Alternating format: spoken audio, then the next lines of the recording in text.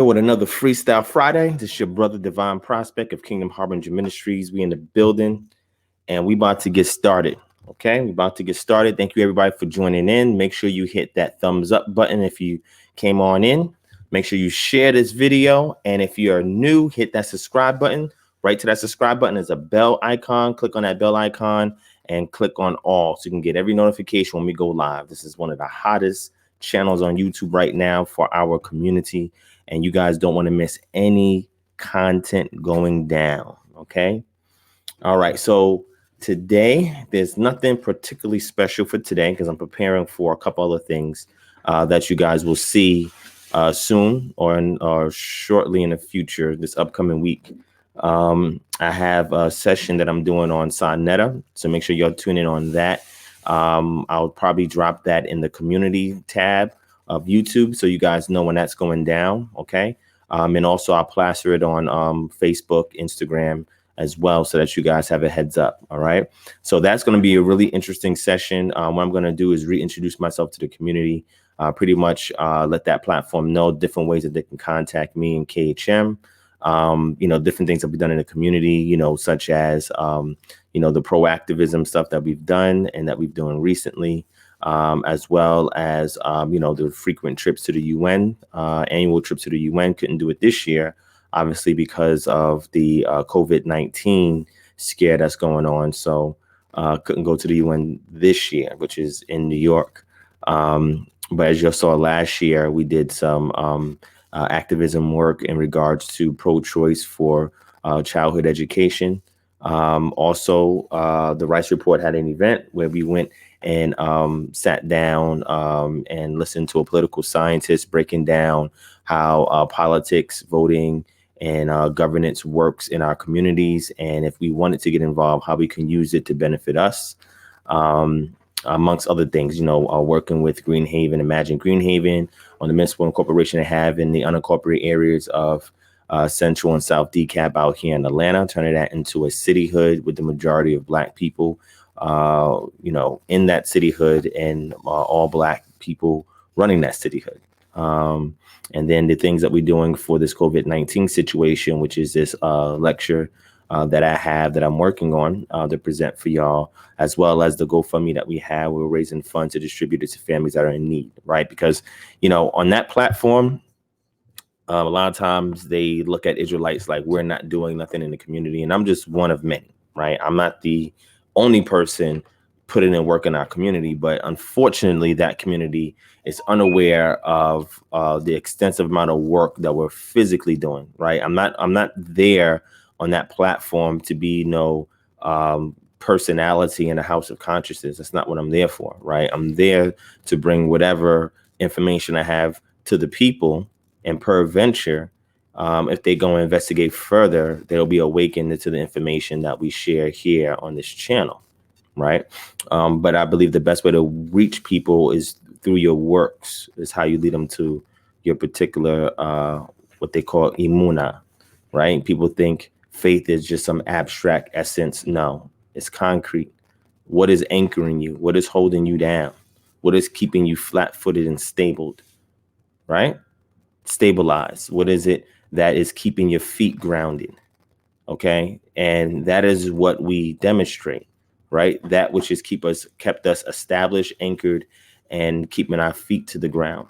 Okay. So this is why this is important, that no matter where we're at, when they say you are the light, that's what they're looking for. They're looking for that steadfastness. That's what imuna is. Steadfastness. So something that is established, right? Something that can be seen. And we have to demonstrate that. We have to live that. That's who we are. You feel what I'm saying? So when I go over that platform, it's to put in that work to lead people to the real works outside of the internet that we're actually doing, and lead them over to, peradventure, if it's Yah's will, to what we're disseminating on here on this channel, right? Reconstructive culture, to get people into a more close-knit community, become autonomous, right? And when you're autonomous, you become set apart. So when Yah's judging the nations, Israelites would be secured. Okay. And then until our redemption out of this mess comes, when there's an establishment of a righteous kingdom here on the planet. All right. By whatever means. Okay. So I'll be over there talking about some of that, get into some of the cityhood stuff. And then Sunday's going to be co-hosting with Sister Napa. And then I'm going to get into information in regards to the ancient Near East and roles of women in the ancient Near East, right? Because there's a lot of misconceptions in regards to the roles of women in the ancient Near East. And that's because people have not looked at a lot of the data that exists, okay? You can't just use the Bible and assume that that's everything there is to know about women in the ancient Near East, and that's not true. We know that most ancient Near Eastern societies were patriarchal, right? But there was a lot of flexibility in that at times, right? A lot of exceptions in there at times. And we're talking about from Mizraim all the way into Mesopotamia, okay?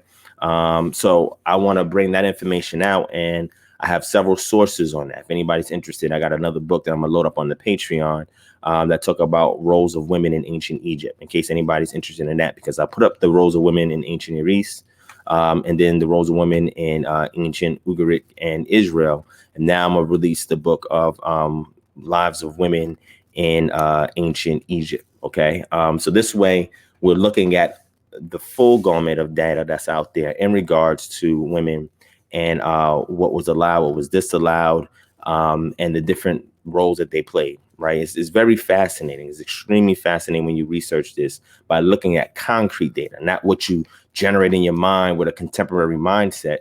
Right. But what is the outlook in regards to women contemporary to those ancient times? Right. A lot of us, we don't have that because we're not looking further into it. So what I'm simply doing is providing you the resources to give you that insight so you can make a better informed decision on how you perceive the role of women within your cultural paradigm. All right. So Phyllis Way says, having problems with Patreon. Phyllis, if you're having problems with Patreon, you can email me at kingdomharbinger@gmail.com. My mod is in the chat. 2 mods are in the chat. They can drop the email there. Okay. So y'all stay tuned for that session. That's going to be extremely heavy because I'm going to put a lot of stuff on the table that I don't hear nobody talking about in either community, right? The conscious community, the Israelite community. So it's good that we have the information out there so we can be ready to give an answer for the hope that is in us. Okay, we have to contend for our imuna, right? Our established steadfastness, right? And this is conveying this type of information is the only way to get us there. Okay, and it's not usurping in regards to the order and protocol of things. It's just giving further insight into how certain things were done and the concrete data that supports that. Okay, so you're going to learn a lot of stuff with that. All right. Anytime, my sis, Sean, anytime, sis. So again, that book will be up on Patreon. If you guys are interested, you can get free access to it. What I will do here right now, before we get into the rest of our program, is I'll show y'all what that book is. So you guys, if you want, you can purchase it or whatever the case may be. Or if you sign up for our Patreon, you can get access to it free. We have a whole bunch of books with free access, and we're adding more weekly. Okay. And anybody that really wants to do heavy research and study and investigation into the past and find out how that translates to the future, based on where we're at in the present, because the past can transform the future based on the decisions you make in the present. And if you're not well informed, you're going to make bad decisions. So that way you're going to deteriorate what the future can actually bring forth. Okay. And we're not trying to do that over here. Okay. So let me go ahead and show that book real quick, and then I'll get on with a couple of things I want to discuss in regards to our session. So let me bring it out.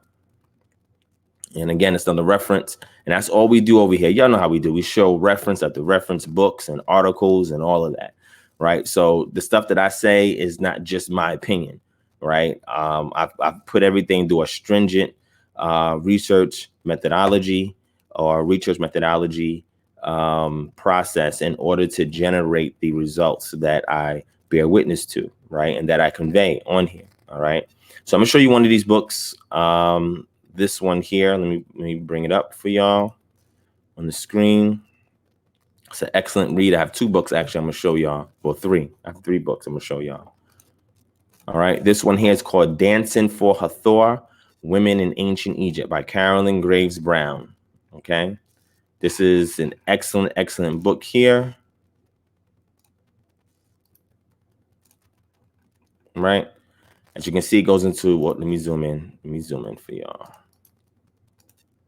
It goes into birth, life, death, women's work, sexuality, art, religion, queens and harems, right? Changing worlds, rich women, poor women, reversing the ordinary practices of mankind, women, weapons and warfare, domestic violence, women, the law of property, women in trade, women, textile workers, priestesses of Hathor, women in rebirth, the power of the erotic, queenship, symbols of queenship, divine birth, incest and the heiress theory, harem plots, diplomatic marriages, goddesses, Nut, Neat, Isis and Nephthys, Hathor, drunkenness, the return of the distant one, Egyptian attitudes to women in power, etc., etc. Okay, so this is a heavy, heavy book. And why do I recommend it? It's because when you interface with people that have another cultural paradigm, like people in the Kemetic community, in order for you to really get your point across, you have to understand this data, right? So that way you can reference it in discussion. Because a lot of times what I've seen, and it's not everybody in that community, but I would say 75% of people in that community, they romanticize things, they sensationalize things. Same thing in the Israelite community, same thing in the Christian community. Most communities, that's what they do, right? And this is why I use scholarship, academic scholarship and academic research methodology, because the objective is, how can I be objective with my viewpoints, my worldview? Nobody's 1,000% objective, right?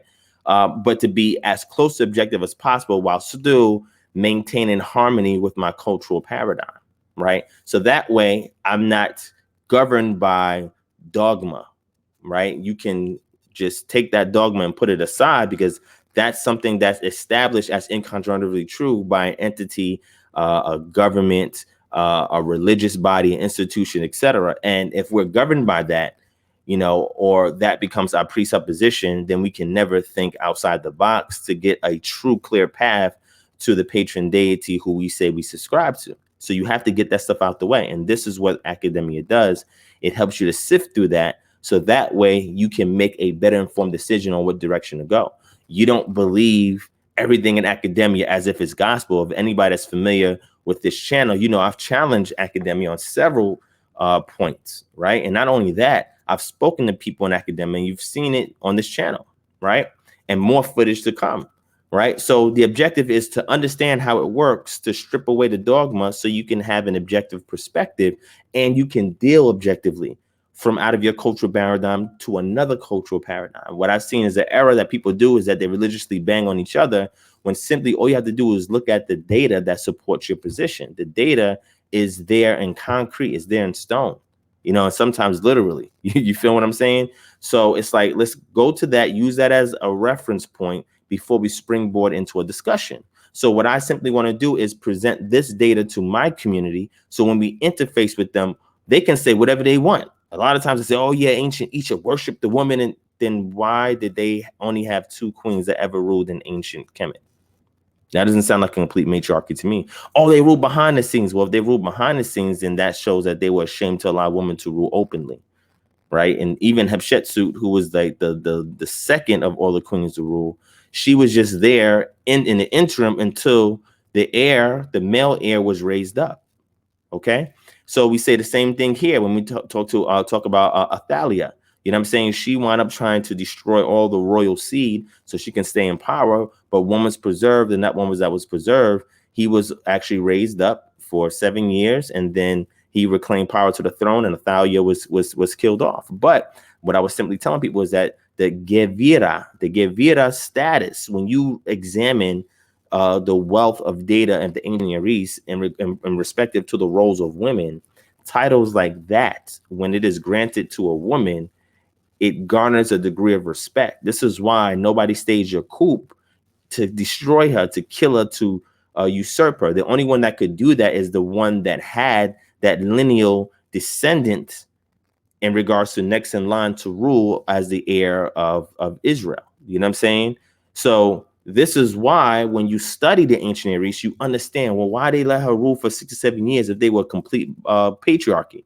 A complete patriarchy would do one of 2 things. Number one, they would find a collateral male heir, or a male collateral heir. Collateral heir is somebody that inherits the throne that is not in direct lineage of inheriting the throne. So that would be like a cousin or an uncle or a third cousin or somebody like that, instead of the son of the king. Okay, so they could have installed a collateral male heir, which they did not, or they could have staged a coup and usurped her and placed a male there, but they didn't. They allowed her to reign for 6 to 7 years. Why would a complete matriarchy do that? They're not a complete matriarchy. They're mostly a matriarchy, but there's exceptions at times where women get to the point of a particular position and she garners a degree of respect because of the title that she bears. Okay, and when you understand the ancient Near Eastern context, this is common.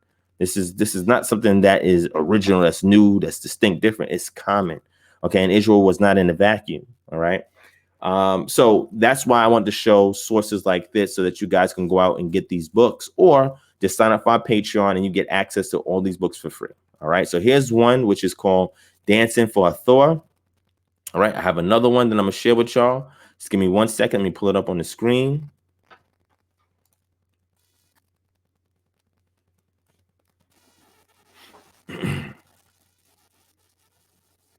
Let me find it. I think it's here. Here we go. This is the other one.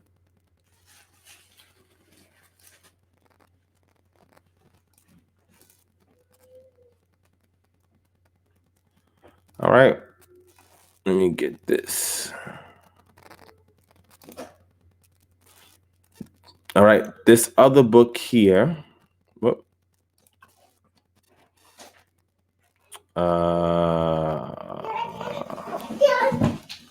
Hold on real quick.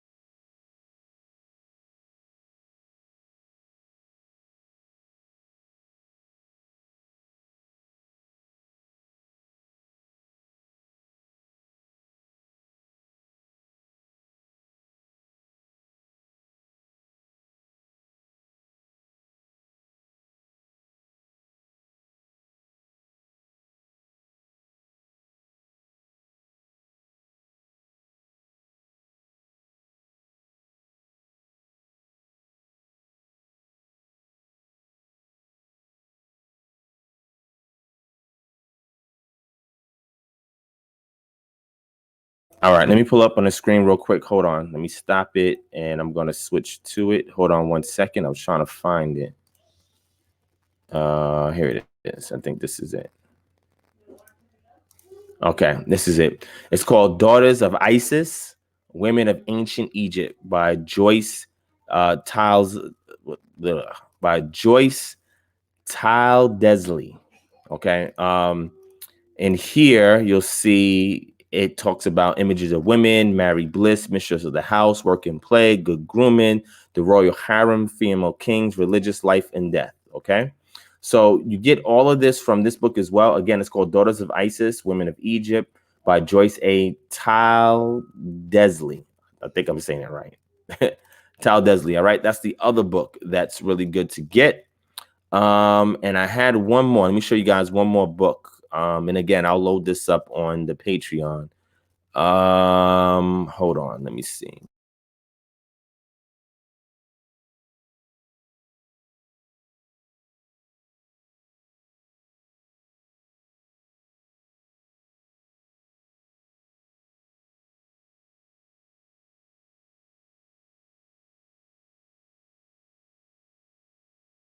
So this is the other book here. It's called Handbook to Life in Ancient Egypt by Rosalie David. All right, another excellent read. This one, hold on, let me do like this.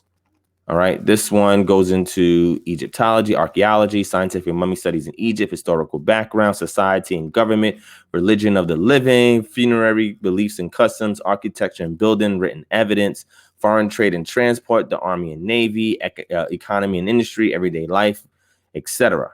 All right, again, this is another great book as well. And these things are highly recommended so that way you can have constructive dialogue with somebody that has an opposing worldview. Okay, so this is why we share these sources here, so you can be well equipped to deal with anybody you encounter. As you can see, even on this channel, when I allow random people to come on here and have dialogues with them, I have no clue where most of these people's angles are going to be, right? But what I strive to do is read as much as I can on worldviews outside of mine after being comfortably anchored in what it is that I stand on. So that way I can garner the information to have those type of dialogues, and I have the references in case discussions like that come up. All right. So that's why I want to share with y'all. And again, they will be on the Patreon if you are interested. All right. So let me give some shout outs real quick. Let me see. Shout out to Minister Maccabi in the building. Yarden, Big Mang, Neek Wiley, Chris, Sister Lynette, Mark Benjamin, Scott Garrett Headley.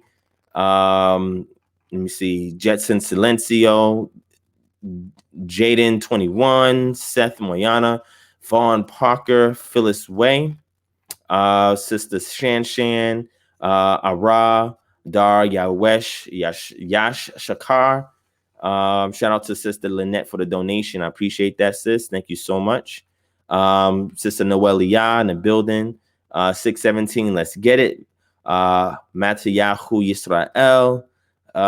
Kendrick Black, Thomas Jackson, Yehuda Dawid, Chemo Ben Yisrael, Disinfowars, Ezekiel Ben Yisrael, Sydney Woods, Dallas Nash, and more, Deroyahu Ben Dora. Dallas Nash says, can you talk about the Urim and Thummim? Well, I've discussed that several times. I have a casting lots video on here, and I also have a video. Just type in Urim and Thummim on here, and you'll see that I talk about that. I also did a free giveaway where I gave away a Urim and Thummim set. All right, Urim and Thummim set. I gave a free one out. All right, on this channel. Right, and you can just look it up and you'll see it on this channel. So we have more giveaways that we're going to do for free here, and then also ones on our Patreon. Okay. So shout out to my brother Dimitri Elder in the building, Sharon Hammonds.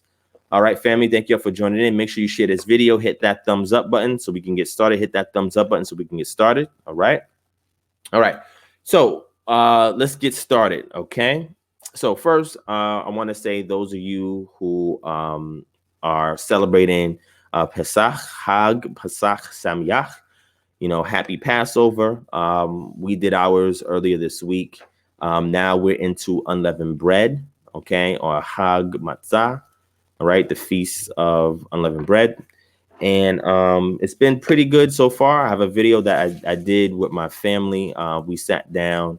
It's a random video we just threw up to give some insight into a small Passover meal that we had, Pesach meal that we had.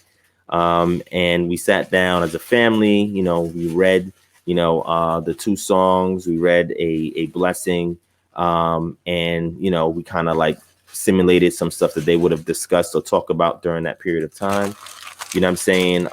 When the Israelites would have been in Bamidbar, the wilderness, in the pre-exilic cultural paradigm at that time. So we shared some insight. We got y'all in a sense. Any sources on biblical dance movement and musical art forms? Noelia, yes.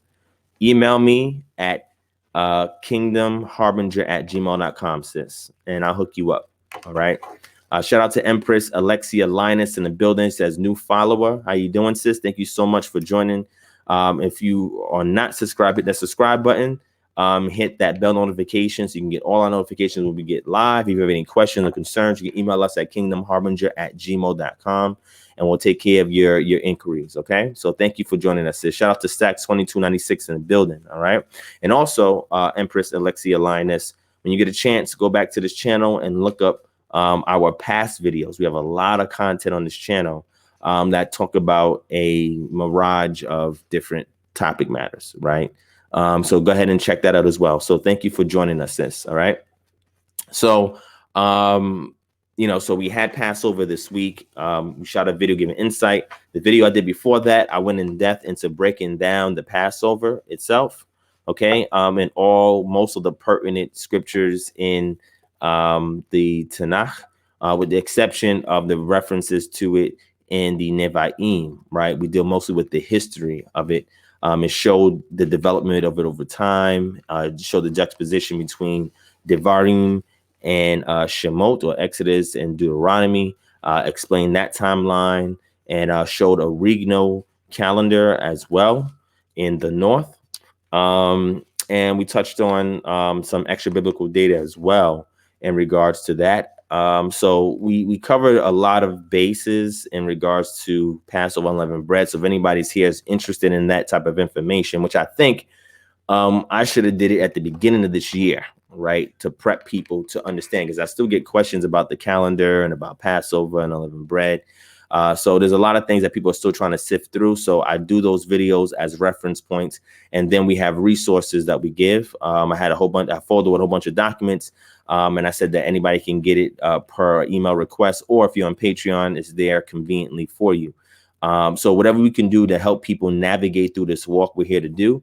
And, you know, like I said, because the objective is to look into a lot of things as objectively as possible, that's the only way really we can really have a clear sight in regards to where it is that we're going, right? Where we came from, where we at, and where we're going. Okay.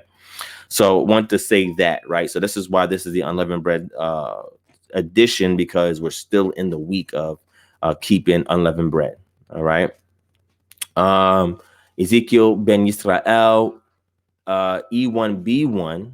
Now you're talking about other subclads, which is A or E1B1, A, 1A, etc. So E1B1, we know the Natufians had that, I would say, haplogroup in the Levant region, and they then passed it down. We also show some connections between that and sub-Saharan Africans. All right, shout out to my brother Shema, who gave me an additional article on that. I had maybe about 3 on there, but the one he gave me helped fill in a lot of the blanks. So, so when you say original Semitic haplogroup, I don't know what you mean when you say original Semitic. Define Semitic. Well, the Natufian Semitic. What defines Semitic? Semitic is a language phylogroup. So if you're talking about Semitic, what do you mean by Semitic? When you say original Semitic haplogroup, you got to define Semitic. Because if we don't look at academically speaking, Semitic has to do with people that speak those types of languages, right? Or the language family. So you got to explain what you mean by that. Right? We don't know if the Natufians were speaking a Semitic language. We have no clue. I mean, unless you got an article or something that they were speaking a Semitic language, we don't have any references contemporary showing us that that's what they were speaking. Okay, so you got to explain that. All right. Shout out to K Israel in the building. My brother O'Shea White, Micah Israel. What's going on? Yes, Lynette. Yes. And that's why, and you said, how similar are West African divination systems to what is mentioned in the scriptures? Some of them, not all West African systems, but some of them, there is some resemblance, right? Especially in Nigeria, the peoples of Nigeria, the BBO peoples, the Igbo peoples, Yoruba peoples, where a lot of people go and exploit Ifa. You know what I'm saying? The concepts are there, right? It's very similar. Concepts are there. Even the Urim and Thummim, sometimes people think it's just 2 items. But, you know, if we look at Hebrew, we see that the Im gives us a masculine plural, right? So that means it could be several items that are cast down, and it's the way to interpret it, right? Or it could have been 2 items in the breastplate that's then pulled out and tossed, or it could have been several items that was taken and tossed, right? We don't have a lot of specifics, so we have to look at other circumstantial evidence to kind of discern what it is. But ultimately, it could have been a group of items that are cast down and then sifted through, right? And then when people came to inquire about certain things, then the priest would be there to actually cast the lots. And then we have situations where lots were casted without the priesthood, right? Because it was part of the customs of the people, right? So yes, if you go back and do, I would say, a reverse engineering process and look at the template of what casting lots is in the Hebrew, and then West Africa, you can begin to harmonize things, and you can see some similarities there. All right. You said, would Shem have the E1B1 haplogroup? I have no clue. I don't know. I can't answer that question. And I don't know if you know anybody that can answer that question either. I have no clue if he would have had that. I don't know, Ezekiel. I don't know, my brother. All right. So I can give you my position on some things, but I don't know if he did or not. All right. But like I said, I've discussed this in several videos in the past, right? Even had my brother Kyle come on here and we discuss haplogroups as well. All right.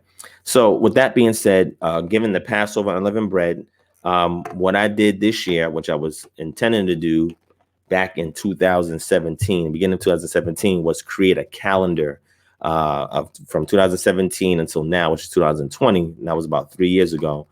Create a calendar so that way people can follow, right? The pre-existing Israelite sacerdotal calendar, right? That we have here, that we use, right?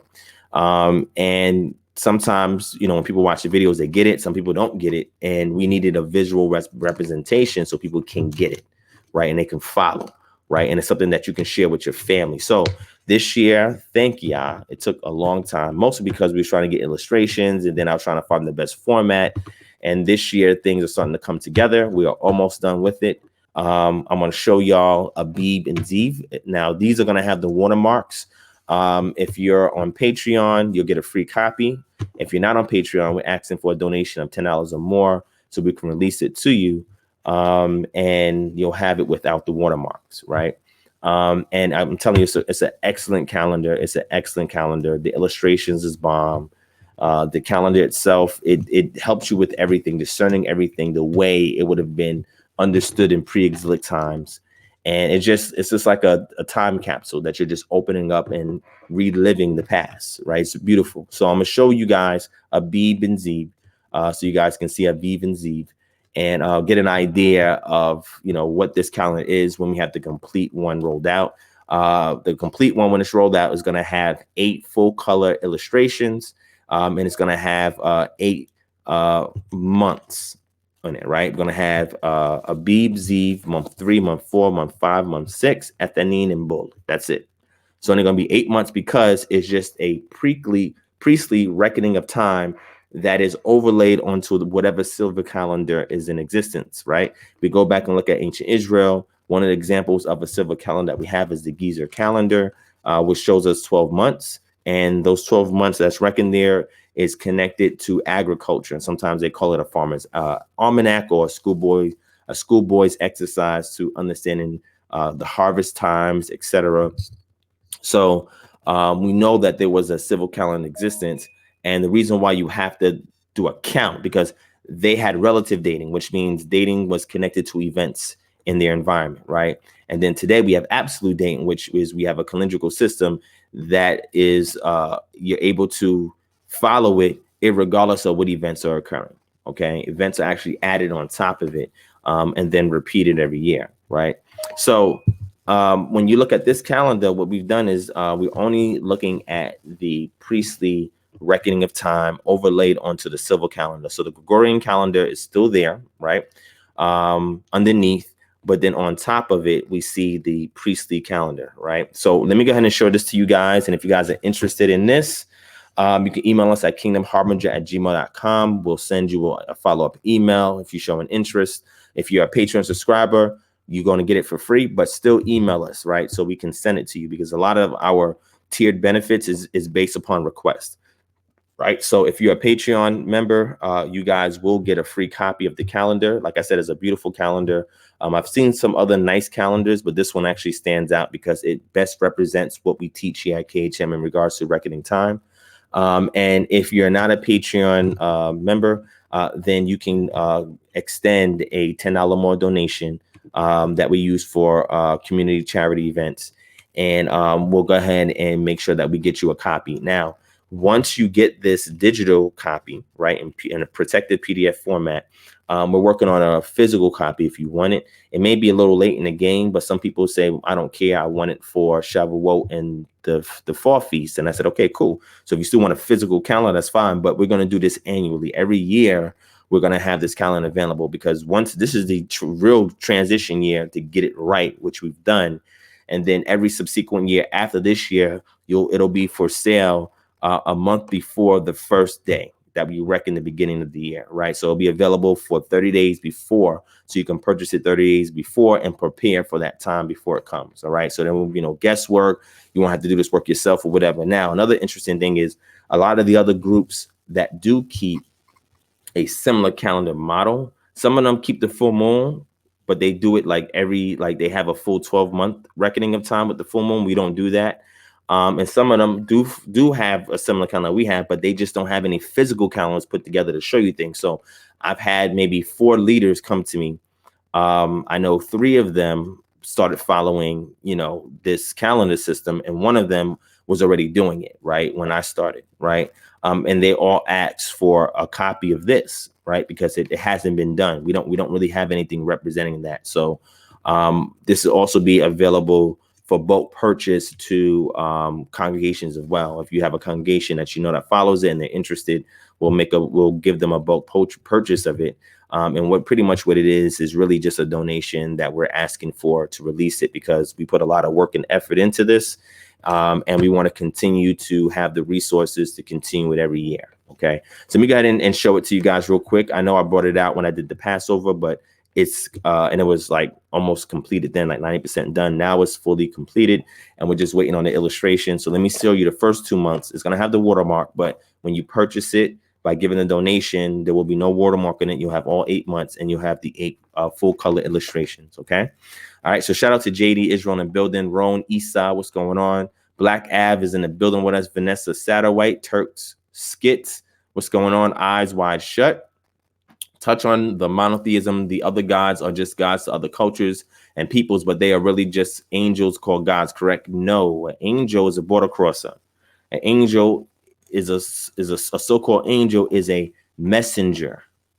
And when you look at that word, melech, it means one who rules. Malak literally means to rule or to work or labor over something, right? So these are workers that cross borders from the celestial realm here to the terrestrial realm to deliver messages, right? To follow through on orders that are given from above. So when you look at the Greco-Roman culture, they've attributed to what we call angels, right? But that term angel did not exist in Iron Age period, right? Late Bronze Age period.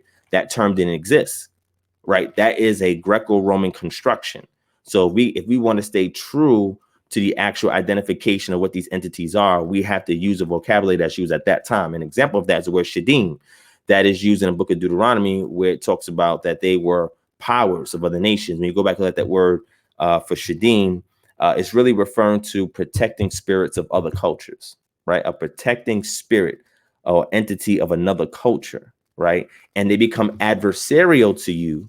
If two patron deities are warring, then the other powers underneath them become adversarial to each other and to the peoples of the other culture. Or if you tamper with things like you tamper with the dead, then the dead are protected by entities that are responsible for guarding a person from the moment they die all the way to their final destination, right? And when they're in their final destination, there are spirits that are designed to protect those bodies. And when you go to stir up the dead, then what you're doing is you are awakening these spirits, and they become adversarial because their job is to protect the dead, to allow the dead to sleep.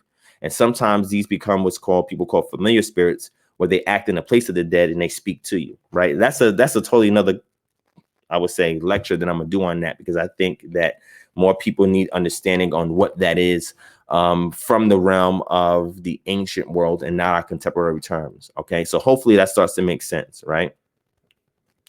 Derayahu Bendora, I don't know what you're talking about there, but give me a second. Let me get into that. All right, so let me bring up this calendar for y'all real quick so you guys can take a look at it.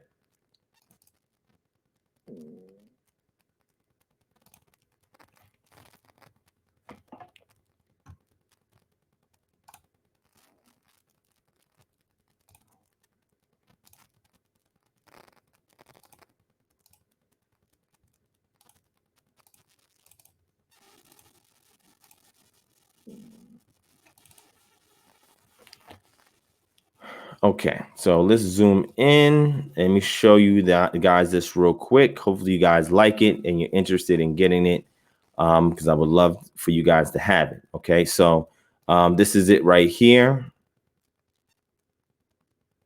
Hold on. There we go. All right, so this is it here on your screen. I'm gonna zoom in and we're gonna go through it real quick so you can see. All right, so as you can see at the top, we have a bee, which is represented in April 2020 in regards to the civil calendar. We have a Hebraic day 1, which is Saturday evening, and the daytime on Sunday. Hebraic day 2, nighttime on Sunday, daytime on Monday.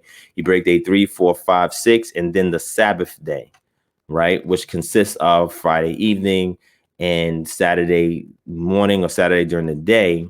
And the time that we rest, or the Shabbaton on the Shabbat, is during the day period from sunrise to sunset. Okay. And here you have two little icons here. You have a weather icon of rain, and you have a sun icon, right? So if you go over here to the legend, right, the rainy season has ceased. That's Song of Solomon 2:11. To let us know by the time we get to here, right, day 1 of Abib, the wintry rainy season has passed in Israel. And also it's after the spring equinox. And again, the lecture series that I did, it goes in meticulous detail in regards to this. Okay. Now, by the time we get to the first, we have the moon here, and we reckon the full moon. And then we also have here, you see the star constellation, right? Mosaic would be Aries, modern would be Pisces. And we use that based on Job 38 and 32, because every star constellation has a season. So we reckon the sidereal year as one of the many markers that help us to establish when the beginning of the year starts. Right. So we have the weather here. We have the sun here. We have the moon here. We have the stars here. And then if you see here, right, we have a bird symbol and we have a crop symbol. Right. So the crop symbol is going to be your spring harvest over here at the left, which is the barley harvest. And the bird symbol represents the turtle dove's migration as one of many examples of animals migrating in, nesting, mating, etc. Right. So as you can see here, we give you 1, 2, 3, 4, 5, 6, right? 6 major markers that help you to establish when the first of the year is. Okay. So you see them here. We have that here. Okay. Also, if you get down from 1 to 10, you have here, examine, prepare the lamb, right? And then we have the scripture here from the 10 to 13, prepare the lamb. 14th day period, the Passover lamb is killed during twilight, right? And then that evening is Feast of Unleavened Bread. The Pesach meal is eaten with matzah. And then that next day portion is a sabbatical day where you rest. Okay, so again, we have that here.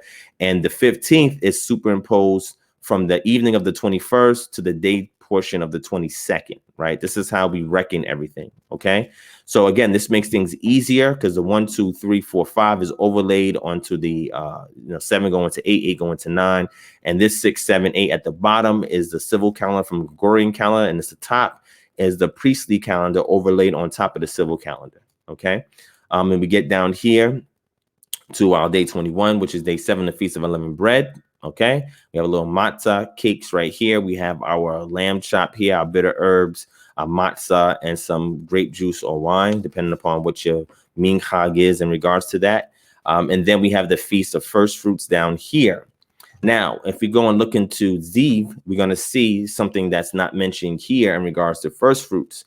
I might add it. I think that'll be something that I'll probably add it to it before final print goes out. But I'm gonna show it to you in Ziv so you can see it, right? And as you can see, we go to day 26, 27, 28, 29, 30, and the month ends when the full moon comes back in, which marks day 1, right? Which would be here. Okay, this marks it because May 7th, that evening is the full moon. So that evening, when we see the full moon, indicates the beginning of the first day of the next month.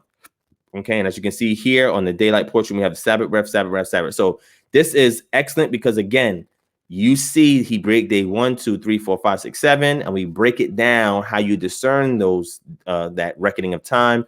We show you how we establish the first of the year. We have our legends here. We have our scriptures all here, the Moedim details. I mean, we have our icons here, which helps things become more visual for you guys. And this is just a very simplistic but also detailed calendar. You know what I'm saying? And you have everything you need right here. And then we're going to have the gorgeous illustrations that accompany this, that again, thrust you back into ancient pre-exilic times. And then you have a depiction of the peoples, a more accurate depiction of the peoples than what you get from, Orthodox calendars today. Okay. So that right there is a bead. So let me go ahead and give you guys Ziv so you can see it.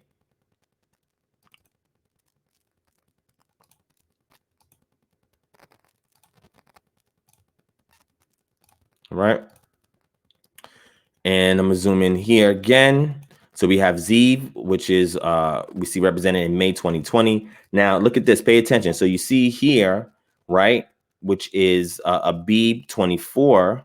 You see this symbol here, right? What is this symbol? Go over to the legend. It's the spring harvest for the wheat. Now, the reason why we have it there as an indicator, now we're not saying that's the exact day, but we're putting it there as an indicator because you have to have the wheat harvest in order for you to have your feast of first fruits, right? So that's why we have that indicated there for you to see that. And if you go further down on the 14th of the second month, Ziv, right? Well, the 10th, let's go to the 10th first. Actually, let's go to the first.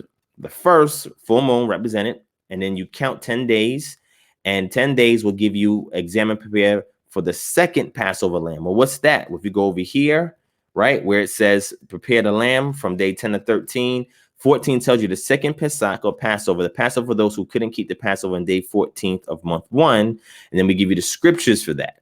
Okay, so if you're unclean, right, or you're in a distant ways and you cannot keep the Passover, we're going to also put in the month of Ziv examples of you for Passover.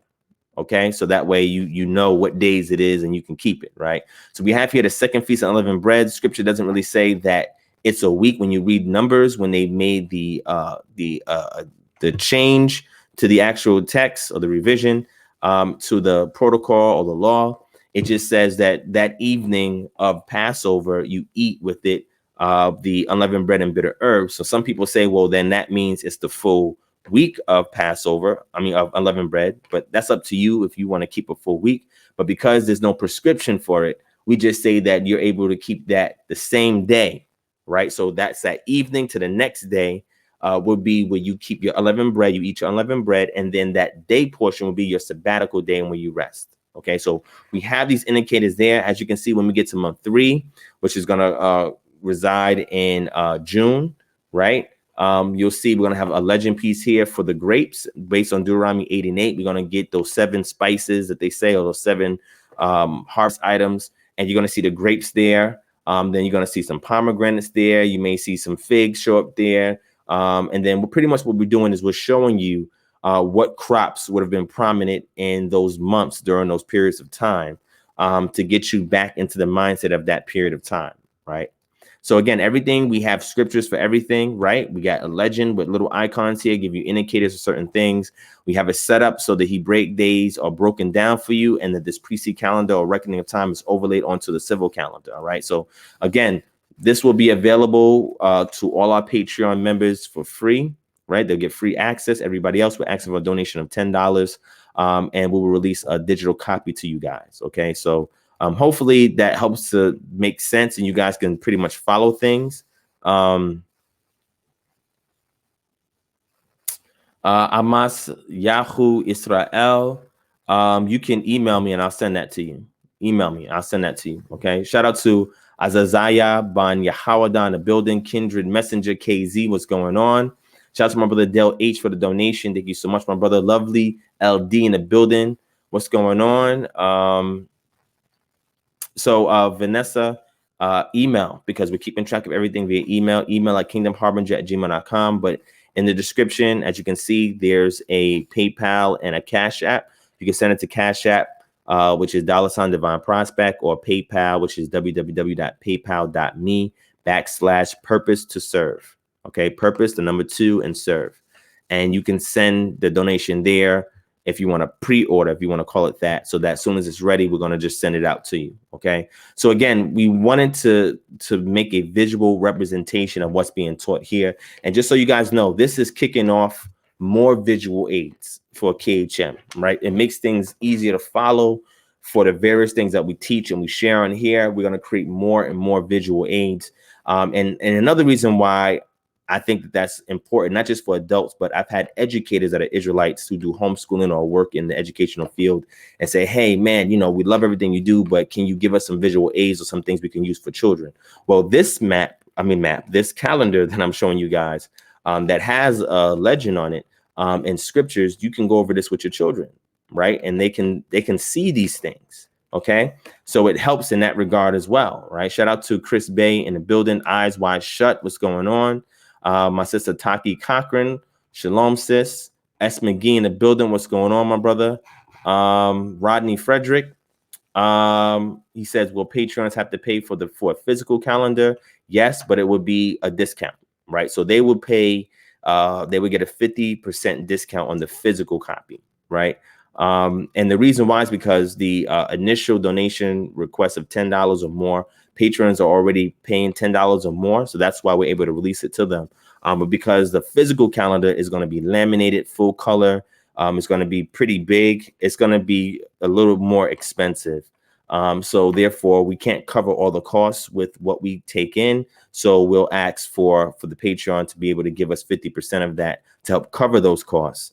And then, you know, when we get the website up, which will be up really soon, you can just place your order through there, right? So it'll coincide by the time the print is ready, the website will be ready. You can just place your order on the website, all right? But by request, any Patreon members can request it, okay? Shout out to Doctrine Slapbox. He said, humbly, if your day starts at night, when does your night start? The night starts, or Layla starts, the beginning of a day, a 24-hour cycle, according to the Hebraic reckoning of time. That's relative in the Iron Age period, okay, or the Bronze Age period, right? Where you'll have Abraham, Isaac, and Jacob, and then you'll have the Israelites in Mizraim coming out, and then settling into Canaan and establishing Judah and Israel. So it would be the evening first that starts the day, and then the day portion that ends it at twilight. So that's when your night will start. Okay. And the reason why you count based on the day portion is because that would be their business hours, right? Which would be sunrise or sunset. That would be a business day. A business day doesn't mean a full 24 hours. It's just a period of time in that 24 hours that you work. That's what they call your 9 to 5 or your business hours, right? Or a business day. So that would have been their business day, the hours of operation from sunrise to sunset. Okay. So hopefully that answers your question. Okay. Shout out to my brother Yarden, says my donation for the calendar. Yeah, you already covered, my brother. You already covered. Shalom to brother David Pitts in the building. Big man, yeah, give me some time. I got to establish stuff first. I'll resume that at the end of this year, going into next year. I got a lot of stuff to establish that we're behind on, because we're supposed to have 10 chapters open this year in 10 major cities, but because of COVID-19, I'm not sure how many we're going to get to once everything blows over. As you guys know, Governor Kemp from Georgia, he's opening up the state starting next week slowly with restrictions and additional guidelines.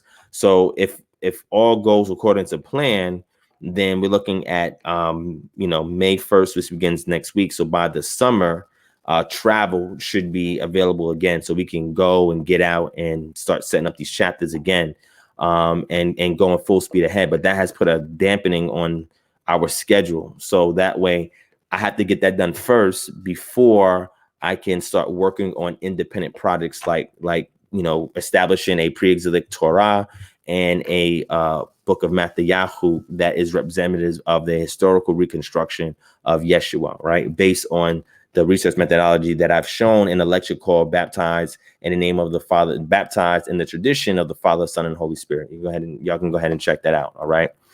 Thank you, Lovely D, for the donation. So I got you and Yarden covered, but you guys still have to email me at kingdomharbinger@gmail.com, because that's where we're sending you the calendar. It's a digital calendar. It's a protected PDF. So hit me on there so we can send it to you. Same thing to Mac 80 Slee. Thank you for the donation. I appreciate that.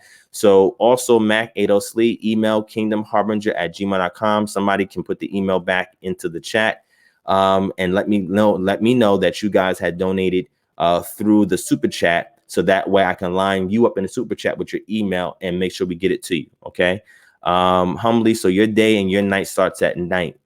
No. Okay. So that term yom, which represents the day, can be a 24 period of time or just the daylight portion of time. It's based on context, right? So yom can indicate the full 24 hours, which consists of a night and a day portion. Okay. And these things are indicated by evenings.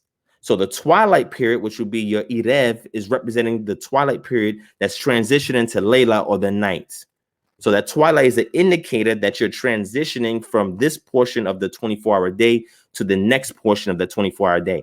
Are they symmetrical? No, they're asymmetrical, because the only time you really have even night, even day is when the equinox comes, right? Which, according to our reckoning of the civil calendar, Gregorian calendar, that would be in March. The equinox would be your even day, even night, approximately.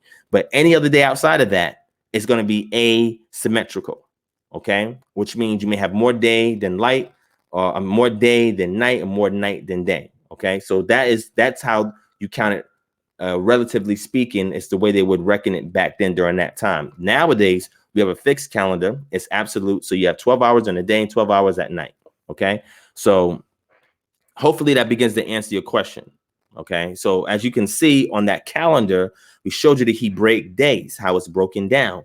Instead of 12 a.m. to 12 a.m., it's from evening that transitions into the night, and to the evening that transitions towards the day. Okay, if that's your 24-hour period. Yom can refer to the 24-hour period or just the daylight portion.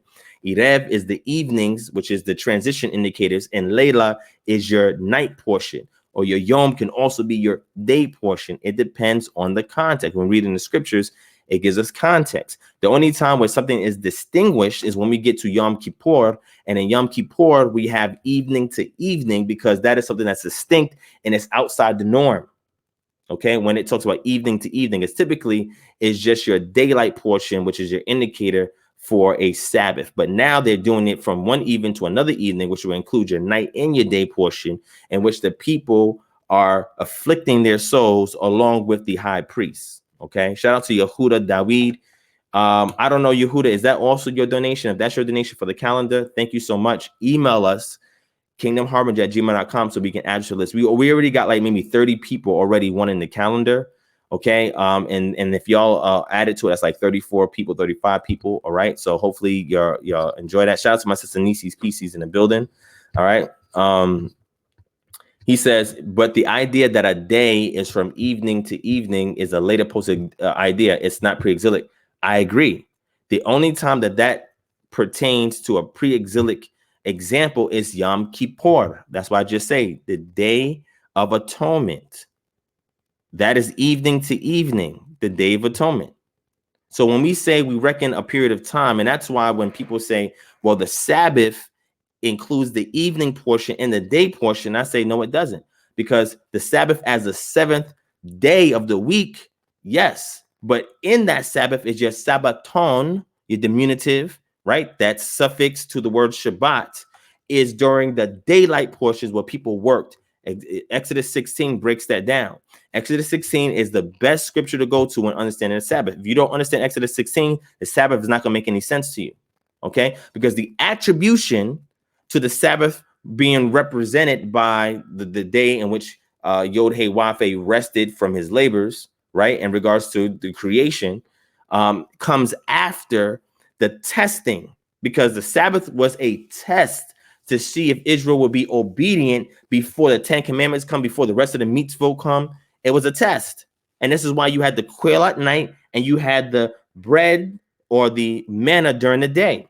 And when he said, go and collect the manna, that would be your Sabbath. Get six days during the daylight portion, you collect the manna.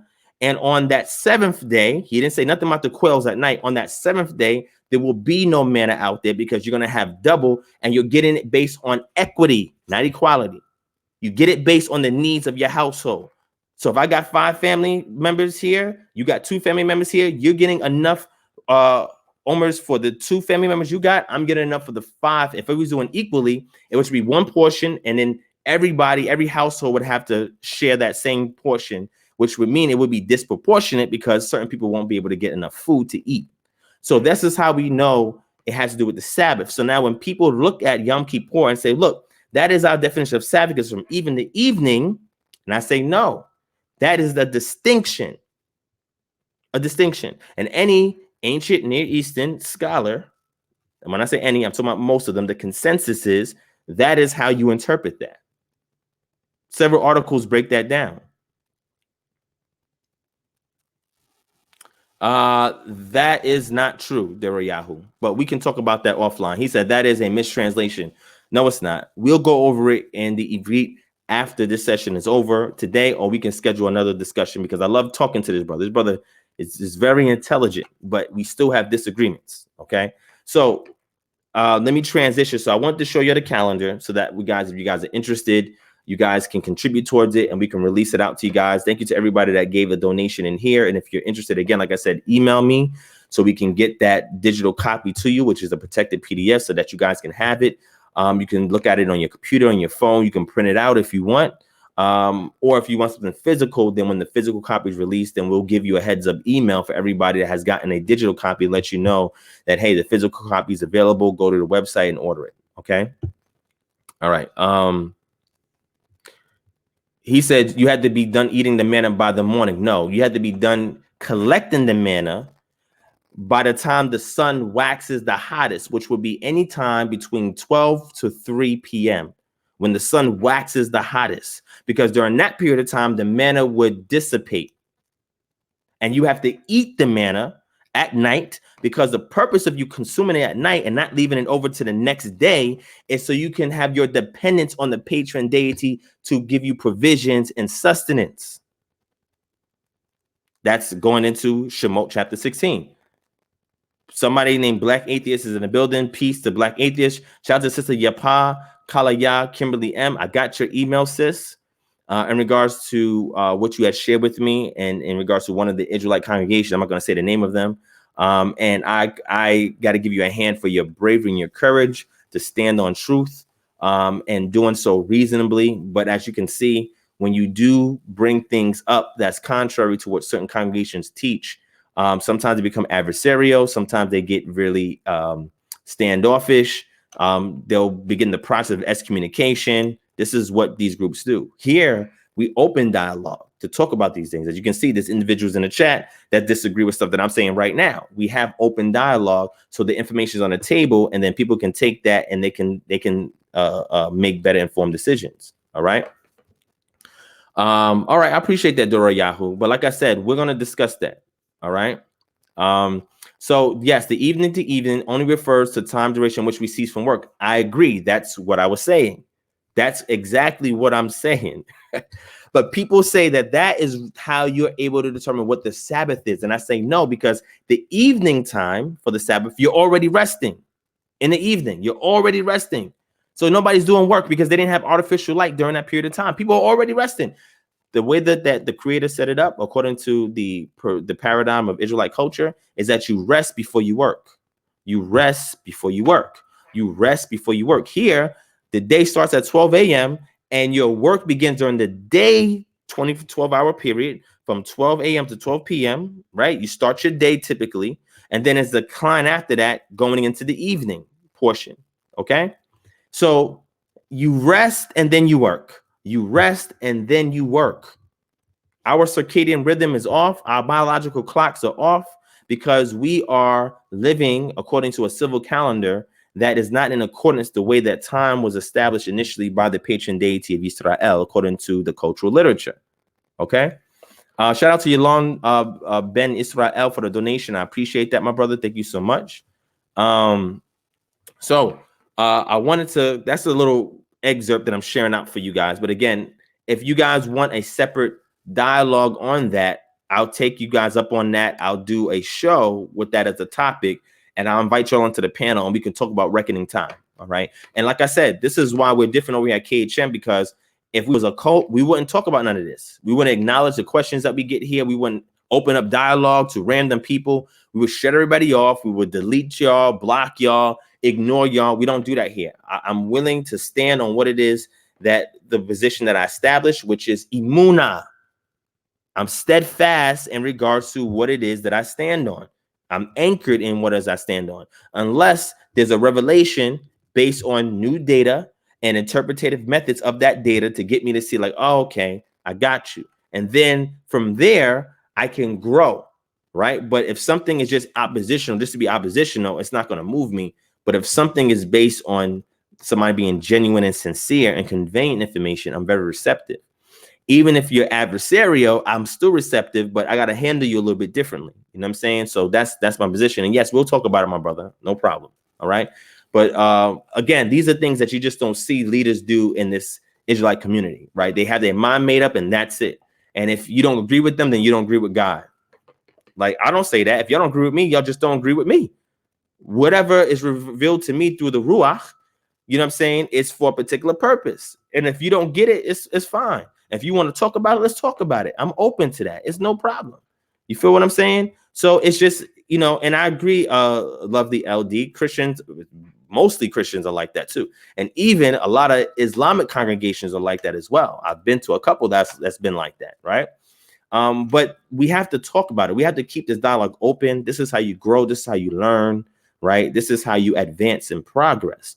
Even though you have your position, open up the dialogue so that you can learn. Even if I disagree with somebody, I'm still learning because they may say things I don't know anything about, and I'm picking it up and having a dialogue on the fly, and I go back research and then like, oh, okay, they said this, they said that. Still didn't change my position, or yeah, it's changing my position. Me and Doroyahu Ben Dora, I'll give you an example. Me and him had a dialogue in regards to what pre-exilic and post-exilic traditions are and how to determine that. We had a great dialogue on that. You know what I'm saying?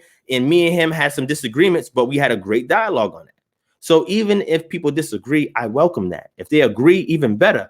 And a lot of times the things that we share, the paradigm that we share on here is going to be unique in a lot of different ways, because the way that I come to the conclusions is not the traditional way. It's not based on tradition. It's not based on presupposition. It's not based on what this person taught me, this person told me. No, we use independent research methodology in order to sift through the dogma and get and arrive to a conclusion that is not impacted by dogma, presupposition, or anything else. That's what I strive to do on here. I know what the research methodology is. I've shared tons of books on that here with y'all. I use that process to arrive to my conclusion before I convey my position on something. And I've learned that that helps us arrive to a point where you can really get into the culture and you can separate yourself from the religious legalism of what has developed on top of the culture. Okay, you can parse through that. All right. I appreciate that, my brother, Doctrine Saplock. And hey, like I said, even if y'all disagree, it's fine. It's just the spirit in which you disagree, right? I don't get upset or uptight or, you know, get condescending or belittling or disrespectful. Y'all see how I talk to people on this platform that come on all types of doctrines. y'all seen the fact that the Bible falls from the sky and updates itself. You know what I'm saying? I'm still willing to have a discussion about that and say, man, if that's true, I just have some questions. You know what I'm saying?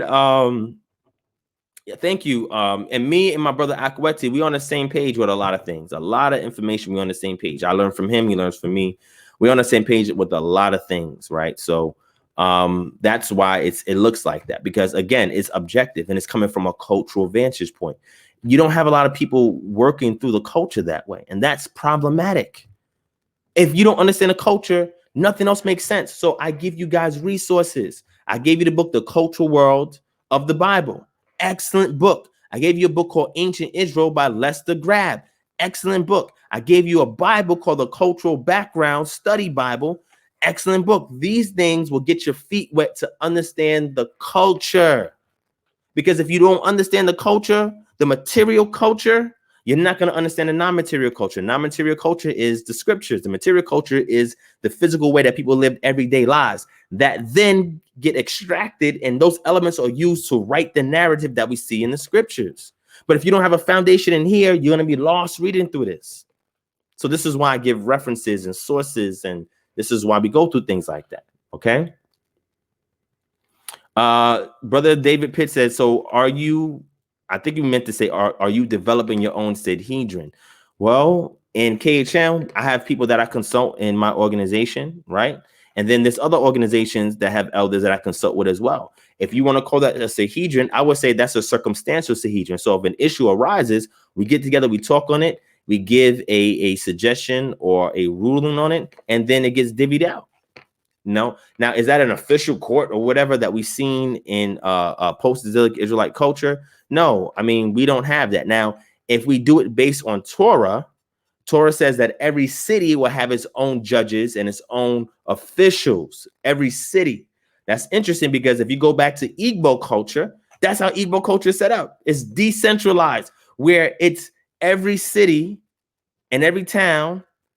And if you see how everything is structured, they have their own Sanhedrin council, if you want to call it, with the elders in that town, and in a larger one in the city, and a larger one in the province, etc. It's exactly the way that pre-exilic ancient Israel was established, pre-monarchy. That's how they were running things until the king came along, and that wasn't something that the Most High wanted for the people. He told Samuel, listen, they're not rejecting you, they're rejecting me. They're rejecting me.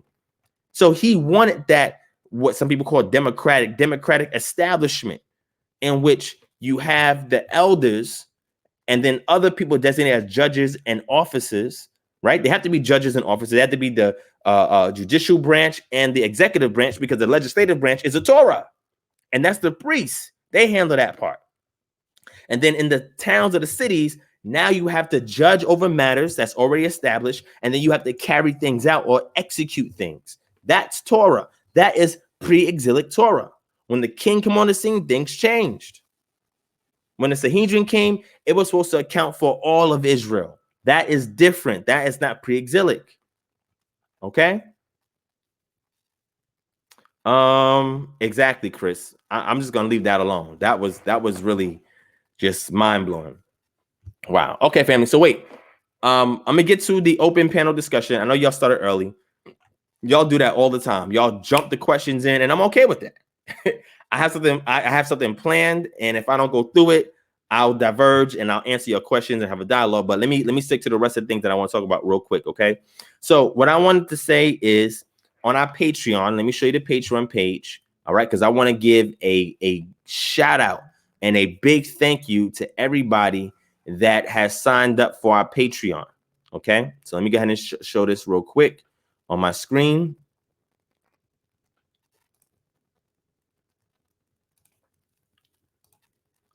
All right, so here's our Patreon right here.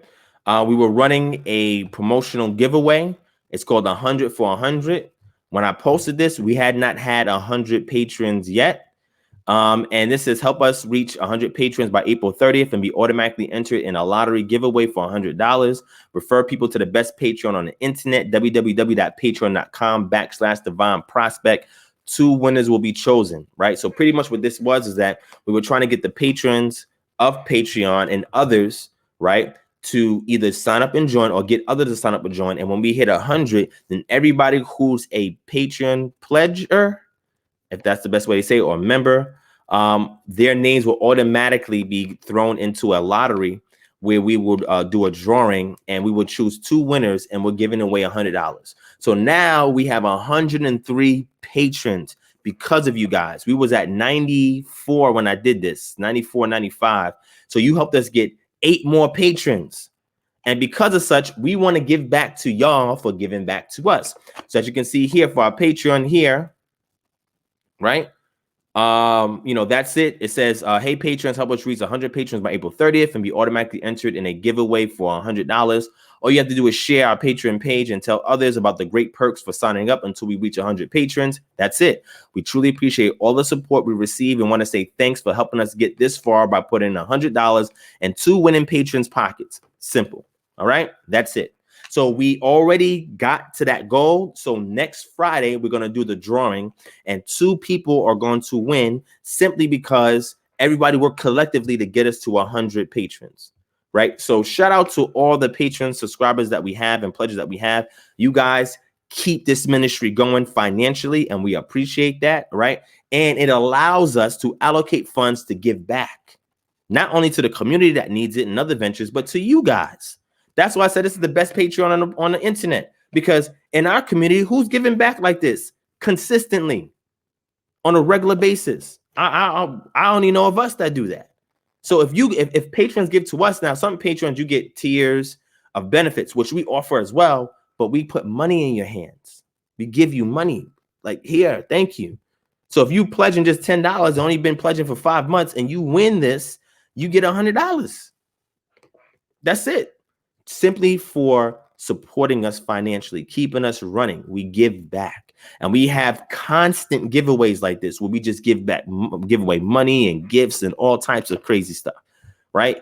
We pay bills. That's going to be a monthly. In May, we're going to pay another bill up to $200, right? We're going to have another 200 for 200 giveaway when we get about halfway, right? So if you help us get 200 patrons, we're going to give $200 away to 2 winners. That's $400 total we're going to give away back to you guys for simply helping us. And if you win one of these giveaways, you're not going to be eligible for the next giveaway. I think it's this next giveaway, but the third one coming around, you can be, because we want to be fair and give everybody an opportunity to win when we give this money back. Same thing with the bill paid, right? Same thing with the other gift giveaways, right? So we have to set it up so that everybody can get an opportunity to win. And this is how we do it. You know what I'm saying? Again, I went back and I changed some things on the Patreon. So that way I have everything's that are titled from giveaways to book suggestions to free access right now. Just so you can see here, if you sign up for our $20 more tier, we give you free access to our biblical Hebrew academic course. We give you the workbook with it, the reference guide, and additional resources. So that way, once you complete it, you have additional resources that will help you on your biblical Hebrew game, right? So we wanted to offer this whole package that we have, digital package that we have. The physical package is language package. We sold those previously, but now this is a digital package that we offer. It's distinct from the physical package, right? Physical package, you're probably going to get more cohesive tools because it's all from one particular entity. This one is a plethora of different sources that I handpicked that helped me, that will also help you to pick up biblical Hebrew. Okay, so once you are $20 or more and you pledge $20 or more, you get access to this for free. So we have a section called free access where we just give free stuff away. Another free access that you see would be the calendar, which is a free access that we're giving also to our Patreon members. And then you'll see other giveaways on there. There's a news section whenever we want to bring something up, but I have it categorized like this so it's easy as you're getting through it. If you just want to see the free access stuff, we have it there. You can go by and look at it. If you want to look at the giveaways, you can go and look at it. We'll look at the book suggestion, go and look at it. So we made it easy so that you can see that first glance and get to what you're looking for, right? I'm going to constantly refine this, constantly tweak this, and add just more stuff. I'm going to just find more things to do for you guys. So again, that's why I said we're the best on the planet, you know, that I know of until I come across something else in regards to Patreon. We actually give back for all the investments that you make on us. So you get an immediate ROI from rocking with us. You know what I'm saying? On top of the information and everything else. So big thanks to everybody that supports us. And again, you know, it's not too late to join up or sign up for our Patreon so you can get in on 100 for 100 because we didn't do the drawing yet. You got between now and next Friday to join our Patreon. So that way you could be eligible for the drawing. And once you put you in the drawing, you have an opportunity to win $100. And I was going to initially just do one winner. I said, nah, we're going to go hard. We're going to do 2 winners this time. And the next one, we're going to do 4 winners. So that's 4 and 200. That's $800 we're going to give away. 200 per winner when we get to the 200 mark. You're giving away $800. $800. Who's doing that in this community? You know what I'm saying? Again, this is a way to help you. Oh, so Sister Lynette said for me to remind the viewers that she's looking for volunteers to help start the GoFundMe to pay for me to go to West Africa to do an academic research expedition. Right. So shout out to my sister Lynette for that. And sis, if you can create the GoFundMe, I would definitely share it on here. And I would greatly be honored if the family wants to do that. Right. So from the resources, the financial resources that we bring into KHM, we have it broken down, allotted for different things. Right. So like when we start setting more chapters, the chapters is going to have funds allotted to them. And then everything we get outside the chapter is going to be allotted to the mainstream ministry. And again, if you guys want to know any information about this, we have a video that we show you transparently what KHM is about, right? So you know how we run, how we operate, and you have an idea if you want to join us or not, okay? But that is a separate GoFundMe that if it's established, those funds are working according to the funds that we're already bringing in. And it won't just be me. I'm going to take several people with me as we go on this expedition to do primary research in West Africa, to link everything up between ancient Israel and us over here. The key is in West Africa. And so many people, West Africa, Hamites, that they miss the things that are crucial to connecting you back to Israel. You are Israelite by way of West Africa into the Americas. You can't skip over West Africa to try and figure out your identity. It doesn't work that way. There's a time capsule there in West Africa that has preserved a lot of things that were lost due to our migrations. And so many people are afraid to get into that.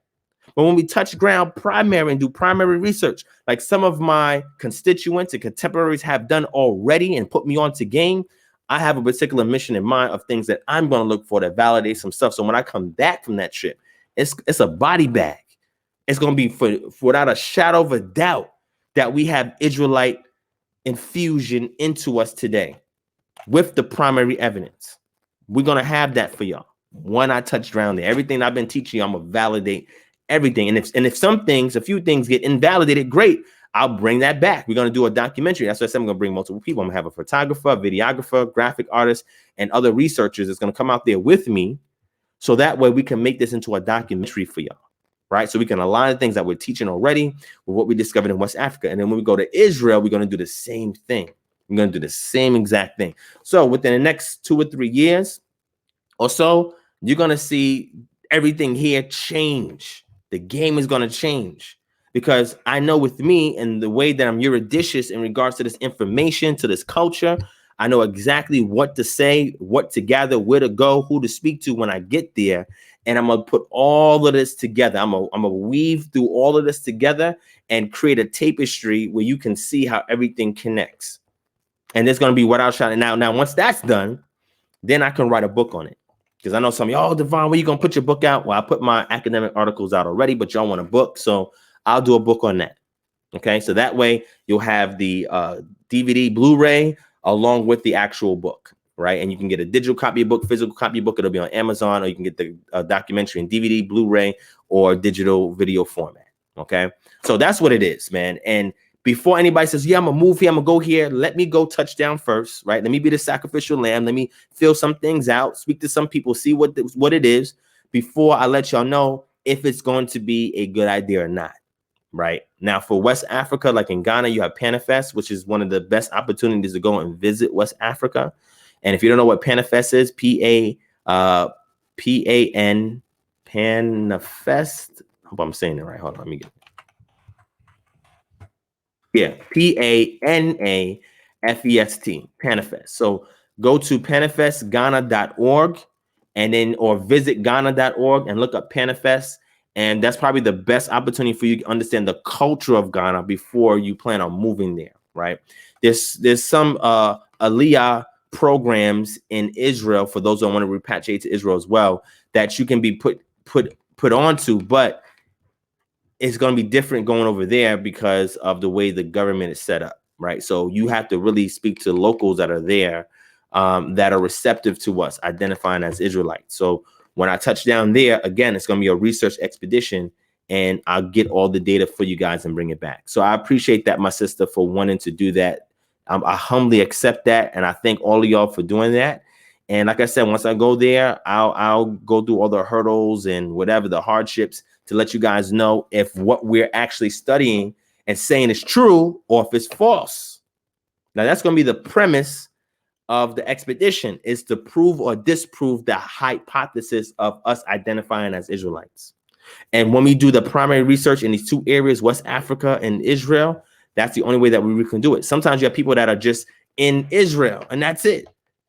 No, you can't just go to Israel. You must connect West Africa. And not just that, you must connect East Africa to the areas before they migrated through the Sahel region to West Africa, the sub-Saharan trade routes that they took to West Africa.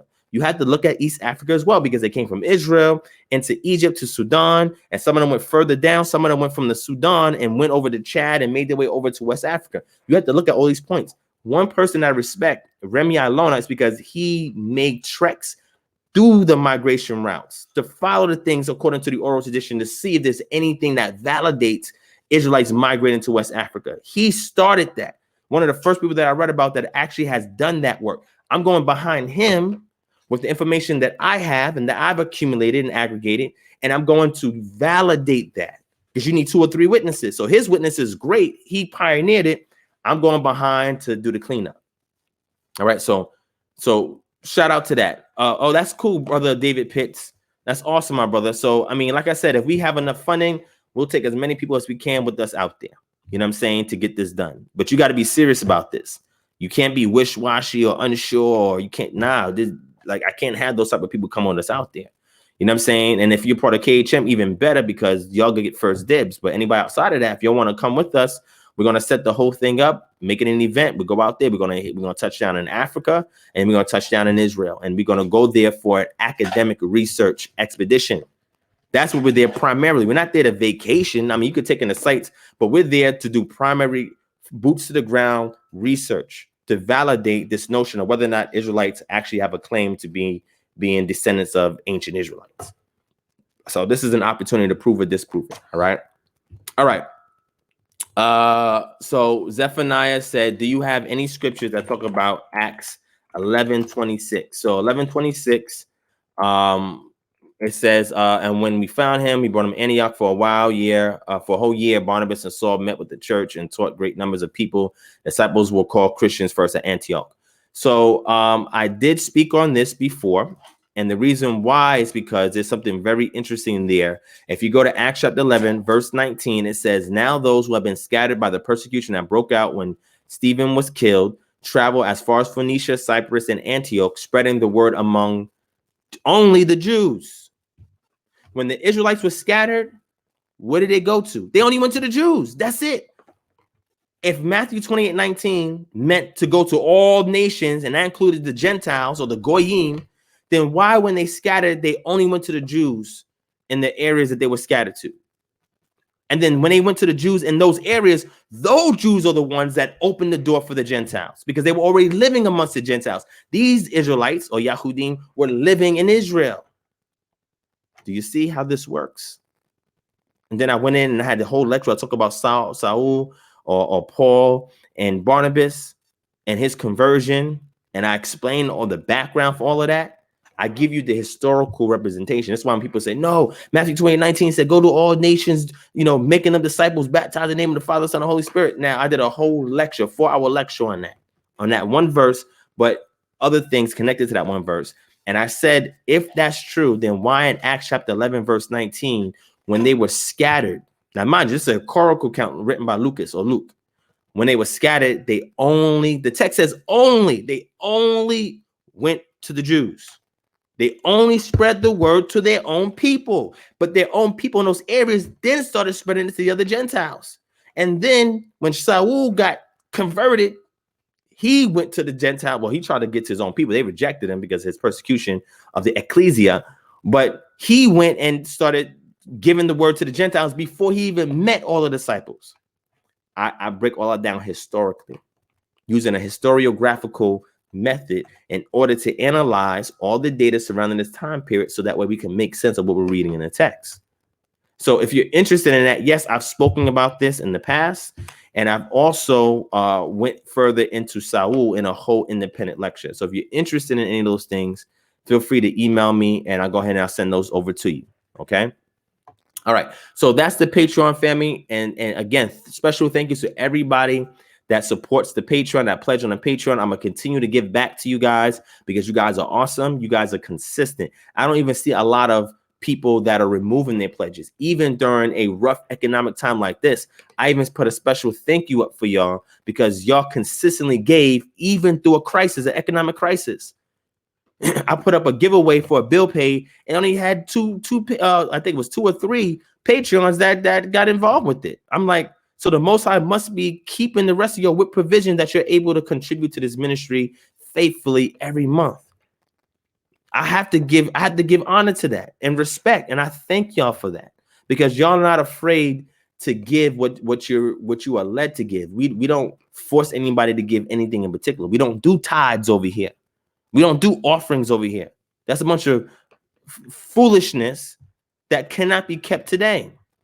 We're not no church over here. We say, look, you give what you can. And if you can't give and you want to give financially, we'll provide an opportunity, like an employment opportunity, where we give you $10 or $20 to start that you can then work and then bring in money and then use a portion of that to give to the ministry. We give you an opportunity to give and we won't have to lay charge against what you're already getting because some people can't afford to give, but they want to give. So we give you an economic opportunity by way of employment. So that way we invest in you $10, $20 to get started. You work the referral program and the consultant program, you bring enough money in, and then you can give it to us and keep the rest for yourself. We set it up so that we don't burden the people. Churches ain't doing this. What churches are doing that? I haven't found one yet that's doing that. See, this is what makes us Kodesh. This is what makes us set apart. is our practices. It's how we take care of our own. All right. Shout out to Zephaniah. Anytime, my brother. Shout out to Deborah Newsome. Shalom to you as well, sis. He says, what is Virtue said, what is your perspective on the Sinai inscriptions? Virtue, I did an entire lecture on that, so I'm not going to go in depth into that, but what I will do is I'm going to bring it up right here. Let me bring up the lecture. All right.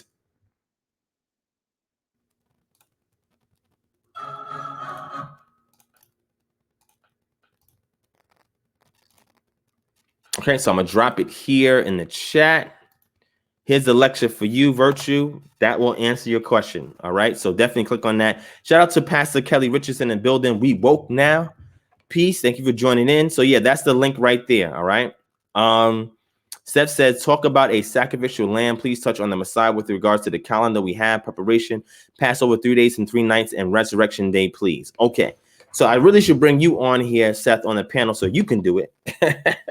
Because when me and you spoke about it, you brought it out visually so you can understand that, right? So what I will do for you, Seth, is I will talk about that, but I'm going to wait till we get our guides first, because what I want to do going forward is when I teach on certain things to have visual guides, because I think people get it better, or they get it without any question once they're able to visually see it. All right. So I will talk about that, Seth. It won't be on here. Let's me and you finish working on the visual representation together. And then I'm going to use that resource as a visual aid to speak further on that. All right. Jerusalem Shiloh said, can you talk about the wheel inside the wheel and the cherubs? I could, but again, the wheel inside the wheel, in order to understand that, you have to know about figurative language when it comes to the ancient Near East. Let me show you a resource on that, because you know we got books for days over here on all this type of stuff. So let me show you a book on that. There's a great book on that, and I'm gonna get that book for you. So just give me a second.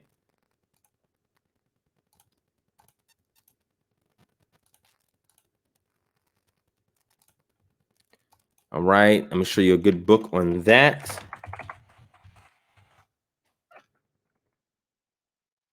All right, so I want you to first start off by reading this book. Let me show it on the screen.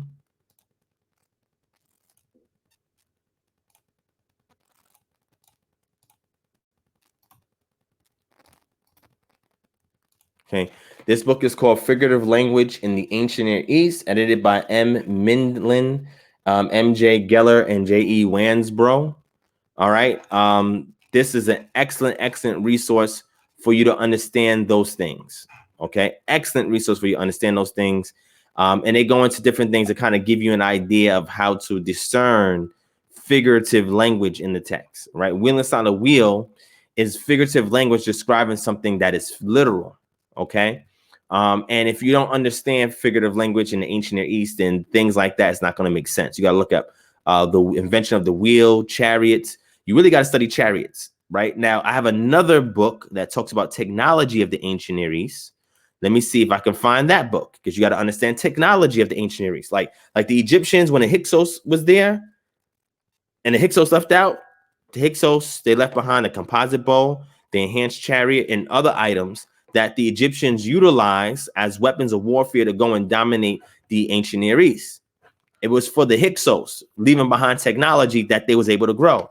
Shout out to Kendall Booker. Thank you so much for the donation, my sister. I appreciate that. All right. So let me show this to you real quick. All right. Let me see if I can find the book first. Let me see if I can find my book first. All right. And it's the one that I have. Here it is. I got it. This was one that I got last year, but I had another one. I got to find the other one. But let me show you guys this one right here, right? This one is called Technology of the Ancient Near East from the Neolithic to the Early Roman Period. This is an excellent book that you guys need to get. Let me see if I can share it with you guys. Let me bring it up on the screen so you can see it. And again, if you're part of our Patreon, you'll get access to all of these books. All right. So let me show it to you real quick. All right. Here's the book right here, Technology of the Ancient Near East from the Neolithic to the Early Roman Period by Jill Baker. Okay. So again, right here. We go into all of these technologies that was found. And the one that we want to hone in on is the chariot. So to understand the wheel within the wheel, you have to understand technology of the ancient Near East, more specifically the wheels on the chariot, okay, and how those things were designed, right? Figurative language, looking at something literal to explain something spiritual. And if you don't understand the culture, this is why I share these things with you. Those things are not going to make sense. I'm not going to just give my opinion. There's an interpretative method that you can utilize based on data that exists that speaks on these things that you can leverage in order for you to convey the point to other people on how to discern this. Right. Shout out to Emmanuel Brossard for the donation. Thank you so much, my brother. I appreciate that. He says the screen is black. We can't see. Oh, you couldn't see that? You couldn't see the screen? Hold on. Let me try again. Hold on. Oh, it does look black. I don't know why it's black. So you know what I will do is I'll take a screenshot and I'll show y'all the screenshot. How's that? I'll show you the screenshot. But again, sign up for the Patreon or email me. If you email me, I can send you the individual book. But if you sign up for Patreon, you get access to the folder that has all these books in there. Okay. And we're adding more and more books to it. Right. So let me show you guys. I'm going to show you some screenshots of it so you guys can see.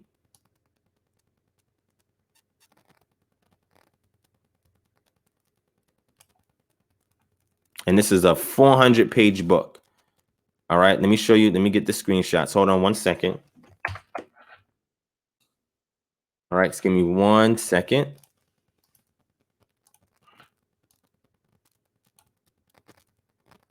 So what I'm going to do is show y'all the table of contents and the cover.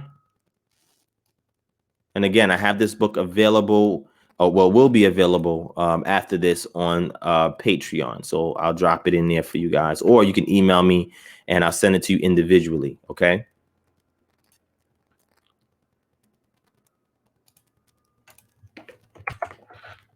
Right. Oh, hold on. And this is going to be section 15, which deals with transportation. So let me show y'all what that looks like.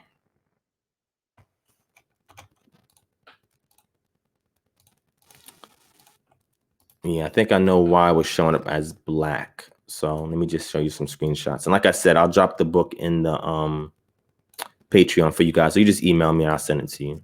But what you want to do is go to chapter 15 that deals with transportation. All right. And you got to understand the chariot and the wheel. Right.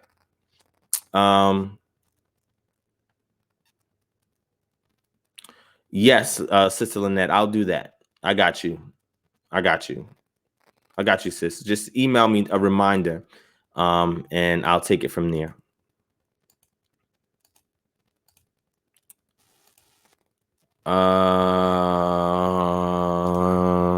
Let me show you. Oh, this even goes into timekeeping. This is an excellent book. So, table of contents. Let me finish grabbing that right here. And then I will show it on the screen. Give me a second.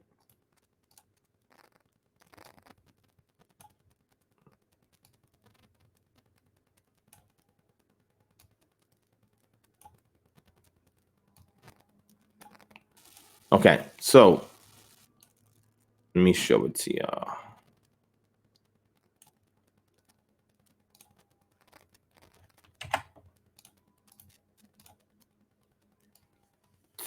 Hold on, family. Let me just grab this. And I have another one on technology dealing with chariots. I got to find that one. This one is good too. That's why I'm sharing it with y'all. Okay. All right, let's bring it up on the screen so y'all can see.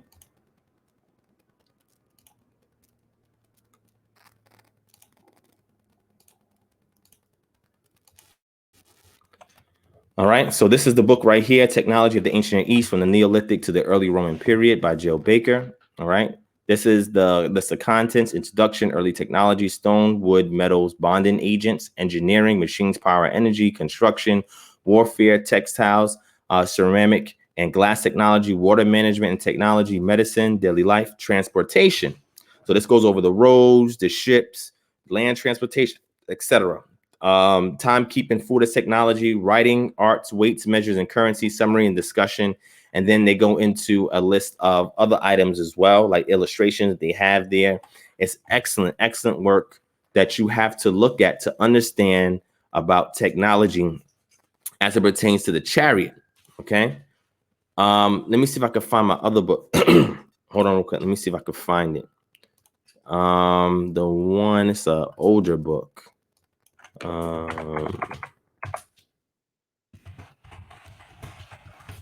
I'll look through my library real quick. Let me see if I can get it.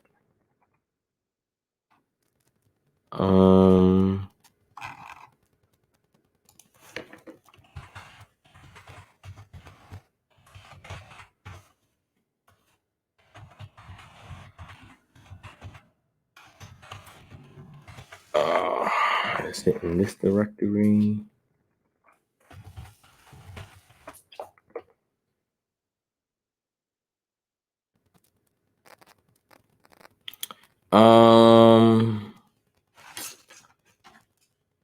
I'm gonna have to look for it.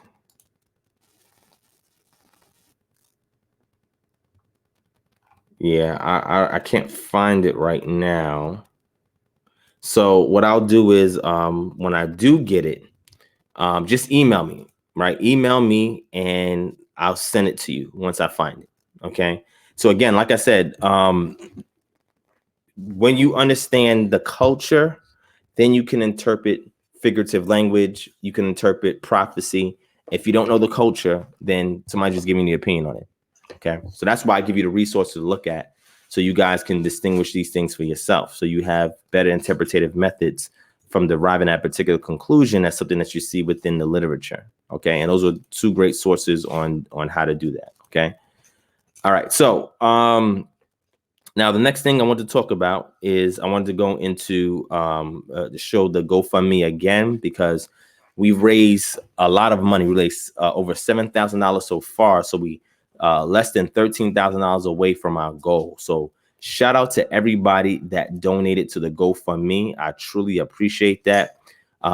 We helped almost 30 people now, and we still have some more people pending, but this is contingent upon us raising more funds for the GoFundMe, right? So I want to make sure I mention that, because this is how we, KHM, since we can't physically be mobile and do things, a way we can help people during this crisis, right? Aside from educating them, right, on what a virus is, on nutrition and, you know, different things and stuff like that. Also being able to financially provide for them, right? Because, you know, the book of Jacob or James says very clear, you know, if you see somebody has a need, don't say to them, just eat, be well, and you know, be blessed or whatever. Provide for that need. So we want to be able to have an opportunity so we can provide for the need, so we can really live out the things that are in this text, right? So want to give a shout out to everybody that has donated to this fundraiser already. We have reached $7,030. Our goal is 20,000. We have a lot of updates here as well that you guys can check out. Let me zoom in. Of people who were willing to share their testimony. All right. Like I said, everybody hasn't done that, because some people, you know, they felt it was personal. They didn't want to put their personal business out there. But these are some people that were willing to say, hey, look, you know, you can add my picture. You can put my testimonial. So we've collected that, and shout out to everybody who has donated to this, right? Because we raised this in within 30 days, about a month and a half. March 13th was the day. So about a month and 12 days, right? I would say 42 days, we raised this amount of money, which is pretty good given the fact that our ministry and my social media presence is decent. It's not super big, but it's decent, right? But the more it expands, the more people we can help, right? So this is us, again, giving away, doing our part to help out the community, because the Torah tells you to take care after the orphans, the widows, the strangers, and the Levites. Right? I don't know who's Levite and who's not now, so I can't really give to them, right? But to everybody else, the orphans, the widows, the poor, the oppressed, the strangers, We have to be able to have something to give when they ask, when they have a need. That's how they see the light. That's how people are drawn to this cultural paradigm, is by our works, right? Not just what we say in the virtual world, but actually what we do in these streets. Okay. He said, what's the link? So I'll drop the link in there. Again, the link is also in the description box underneath this video, right? We have the link there. I'll post it in here as well. All right. So if you guys want to do something for the people, those of you who are fortunate enough, right? If you're not fortunate enough, just, it's okay. Take care of your family. Just share this link, right? Share the link, share the information, and you can touch somebody that we can't, that may actually have it to give. But there are people that are fortunate enough. Now, I'm going to say this. I want to give a shout out to people who are still donating to the ministry outside of Patreon, right? And the super chat that are actually given to the ministry. I don't want to say their full government names because some of them have given anonymously, but there's tons of you guys that have pledged, that have donated. But these are some people that recently have given, like when I say give, I'm talking about like gave their whole stimulus check to KHM. And I'm just like, what? You know what I'm saying? Like gave a whole stimulus check. And from that, we're able to parse out stuff and give to those in need. We can use that for ministry resources. I didn't ask them. The first thing I said was like, I hope that you're well taken care of before you give me something like that. Like I had to respond back. Like, I hope everything is okay. Like, I want to make sure before you give anything to us, even a penny, that everything on your end is taken care of. So these people that have given a lot from their heart.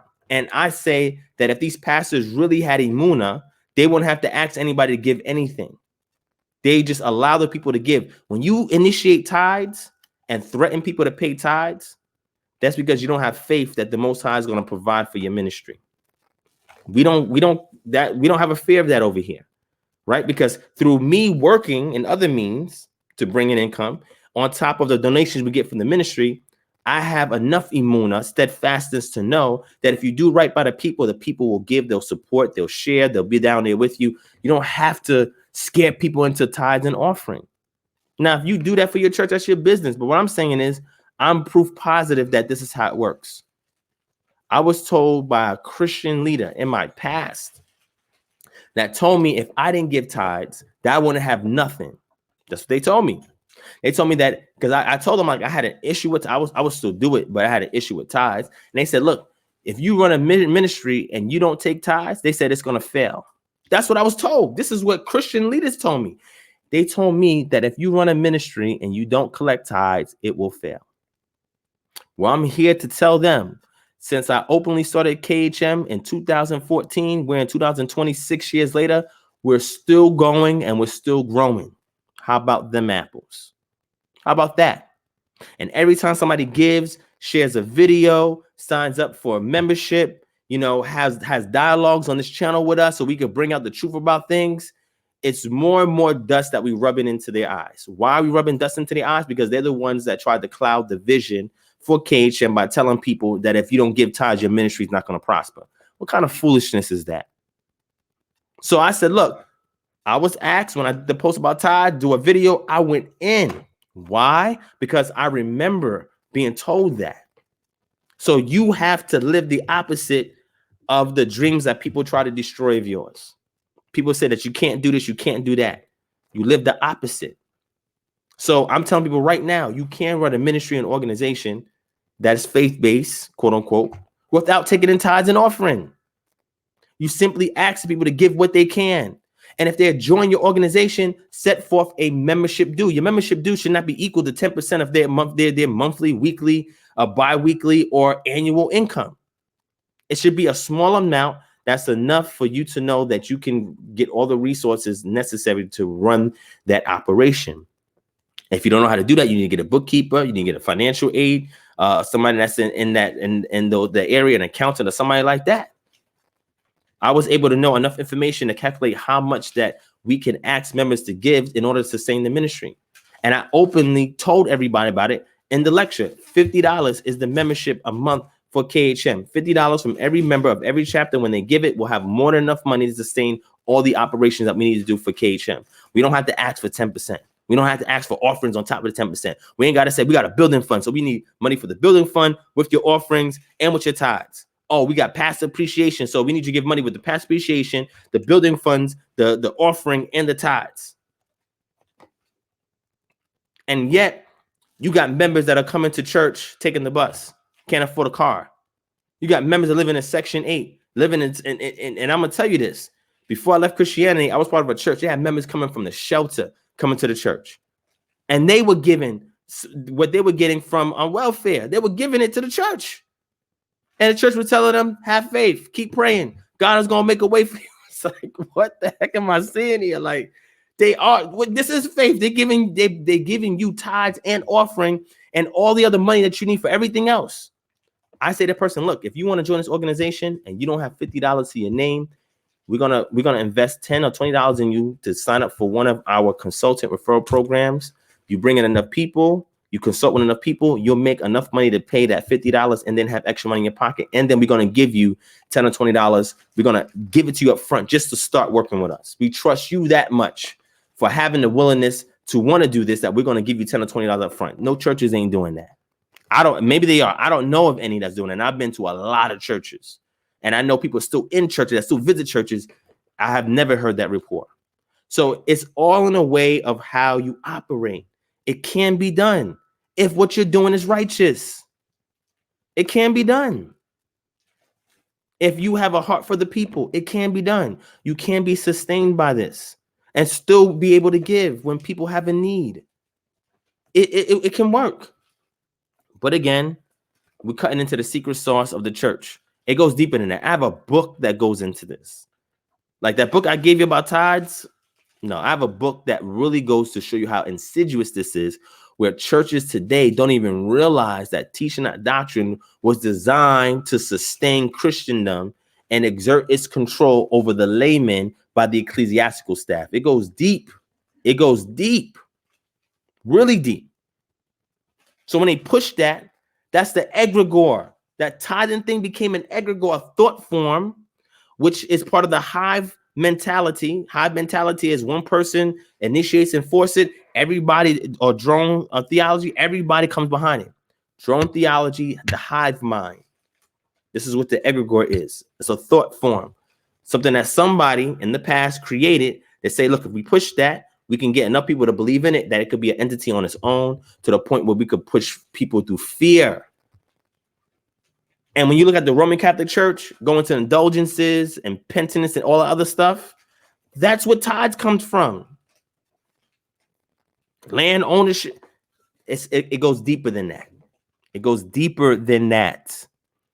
And all I'm saying is that Protestantism has still borrowed. They're not completely independent from the Roman Catholic Church. There's some doctrinal differences, but a lot of the practices of church administration is the same. The ecclesiastical orders is similar. Okay. All right. I might be saying too much. Somebody might try to cast that Christian Coptic magic over here and shut us down. I'm not trying to have that happen. So let me behave. Okay. So I want to say shout out to A. Williams, T. Marshall, S. Brown, K. Williams, and a few others for their contributions to the ministry outside of the GoFundMe, the Patreon, everything else that they gave to the other GoFundMe that we have for KHM. So I want to thank them for that. And I want to thank everybody else, right? If you don't want me to, I'll write a list of everybody's name and I'll say thank you. I have no problem with that. Some people say, please don't do that. So I don't know who's okay with that, who's not, right? But because I'm saying names like this, I'm not giving it full government, so you don't really know who that is. It sounds very generic, okay? But shout out to them and everybody else that gives, because you know, when you give $1, a penny, a nickel, $1,000, $100,000, you need to have a return on your investment. And it's not just getting the information, it's tangible things that need to be given back to the people.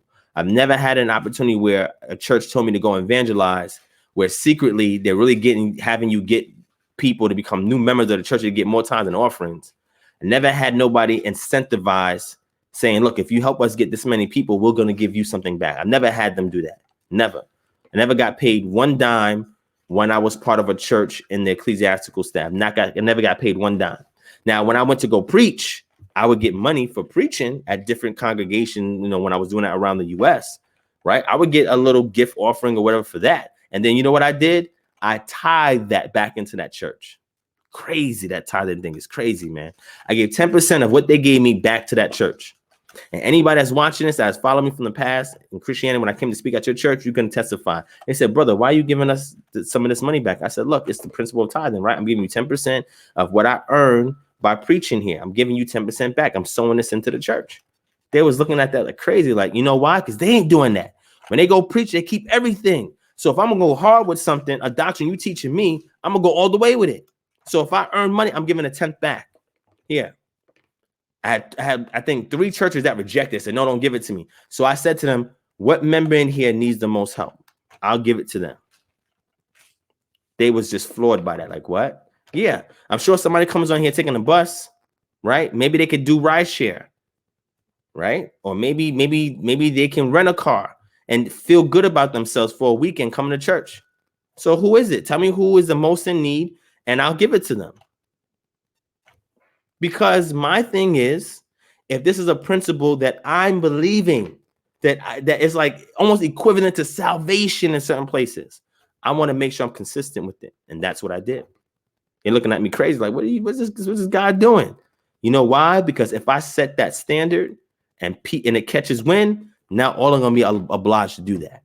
And they can't afford to do that because some people, they make a business off of that, where they preach from church to church, they get these gift offerings, and that's how they sustain themselves and their family. Okay. All right, family. So let me deviate. I'm gonna give another 20, 30 minutes, and then we're gonna be out of here for today. I want to give a shout out. We have the flatten the curve mask that I told you guys about. I'm gonna give you guys the link. It's already in the description box in the bottom. Please, let's patronize our own businesses in our community. LOL, Accessories and Boutique. We have some flatten the curve masks. I'm gonna show you guys what these masks look like. You can also get them with the filters that have essential oils in it that has been diluted. And because they are antivirals, right? So this is one of the masks right here that you guys can take a look at. We have another mask right here. This one right here. We have a jean style mask right here. Right here. We have another one right here. I don't even know if this comes from the fabric that I have for one of my shirts, right? I don't know if I want to show this. I'm just joking. All right, this is another one that we have right here. All right. And if you want a plain colored one, it's right here. Inside, we have the pocket. So if you want to add your own filters, you can. Or if you want to get an essential oil infused filter from us, we can definitely do that for you. I'll go ahead and drop the link in the chat again. You can get the link from the description box below, right? But I'm going to go ahead and copy and paste that in here for you guys so that y'all have it.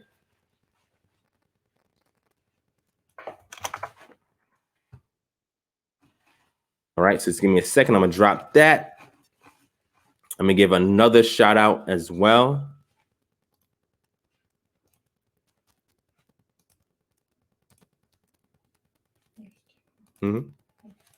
Right, this is our standard fare ones right there that we have if you're interested in patronizing that. Because again, in New York City, you're required to wear a mask going outside. And there's a couple of cities that have the same mandate. So if we're going to have these masks, there's tons of people doing it, but we need to patronize our own community first if we're doing it. And if we're doing it better than them. I haven't found one yet that has essential oil infused filters in the mask. Okay. That's something that we actually have produced. You know what I'm saying? So our job is to be on the cutting edge of all of the stuff that we do so we can continue to be that light. You have to be on the cutting edge. All right. Now, here's the link for our other ones here. All right. These are the contoured fit ones. So let me post this one here for you guys as well. Here's the link right here. If you guys want to get it. All right, so I'll edit that, sis. I hear what you're saying right there. Let me fix that because I do see that. Let me fix that. I'll take care of that. Because that was a copy and paste. That's why that happened like that. But I'll fix it. I'll fix that right now. All right, and again, it'll be in the link for you guys, so that way you can just click right on it and boom, you're good to go. All right, so it's there. So you guys go ahead and check that out. Also, I have the board game that I told you guys about, the Truth of Yah board game. All right. So here it is right here. You guys can see it. You go to the truthofyah.com and referral code is capital D prospect. Okay, again, that also will be in the description. If the link seems to be broken right now, I'll go ahead and fix that. But I'm showing this because people still have a stay-at-home orders in their town, their city, their state. Some people have it shelter-in-place orders. So what I want to do is encourage us to support those in our community that have created products that could be utilized in these types, of situations that we probably never anticipated on happening, right? So get you a Truth of Yah board game that would get you vested into the scriptures and into the culture. All right, I'm gonna go ahead and drop the link in the chat for you guys as well. If you use DPROSPECT, you will get 30% off if you use DPROSPECT when you order. Okay. All right, 30% off. Okay. It's called the Truth of Yah board game. Make sure you guys support that. Please make sure you guys support that and the Flattener Curve face mask. All right, that's being offered. Do you ship to Canada? Yes, both places do ship internationally. Okay, so we do ship, my brother. All right, we got you. All right.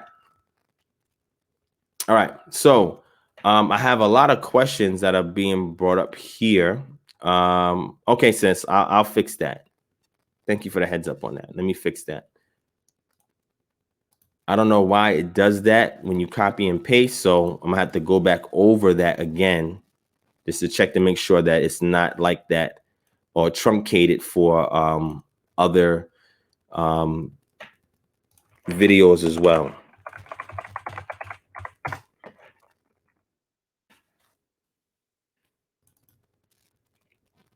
All right, so let me go ahead and drop that in there for you guys and make sure that we have that working.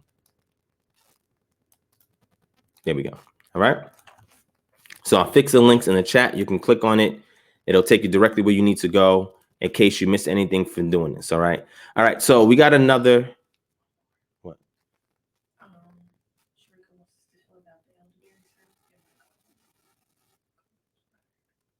What is it?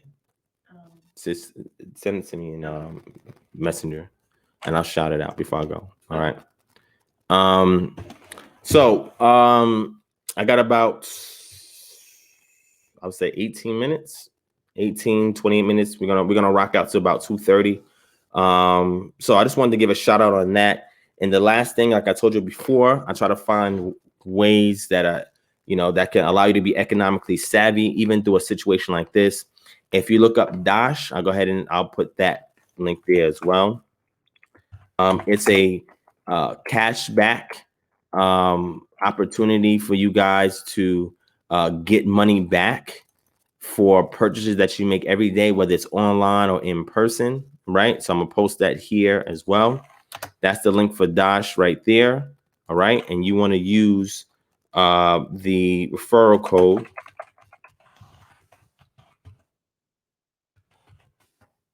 Right, that's a referral code, right? So you can put the referral code in when you sign up, download the app from your Google Play Store, your Apple Store, and install the app. When you install the app, set up your information on the app, link a debit card that you're going to be using for purchases, right, to get cash back. You don't pay any money setting it up. Use the referral code during the setup process, and that will give some credit to me, and then you'll be able to generate your own that you can share with other people. So then not only are you making money through your purchases via cashback, but also through referrals. And it's a great way for you to make a little bit of money on the side during these hard economic times right now.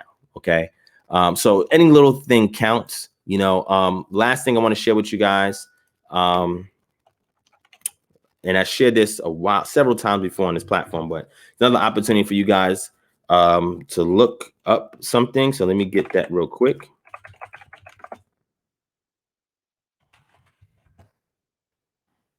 Okay. And I want to give you, here we go. I'm going to give you this link here.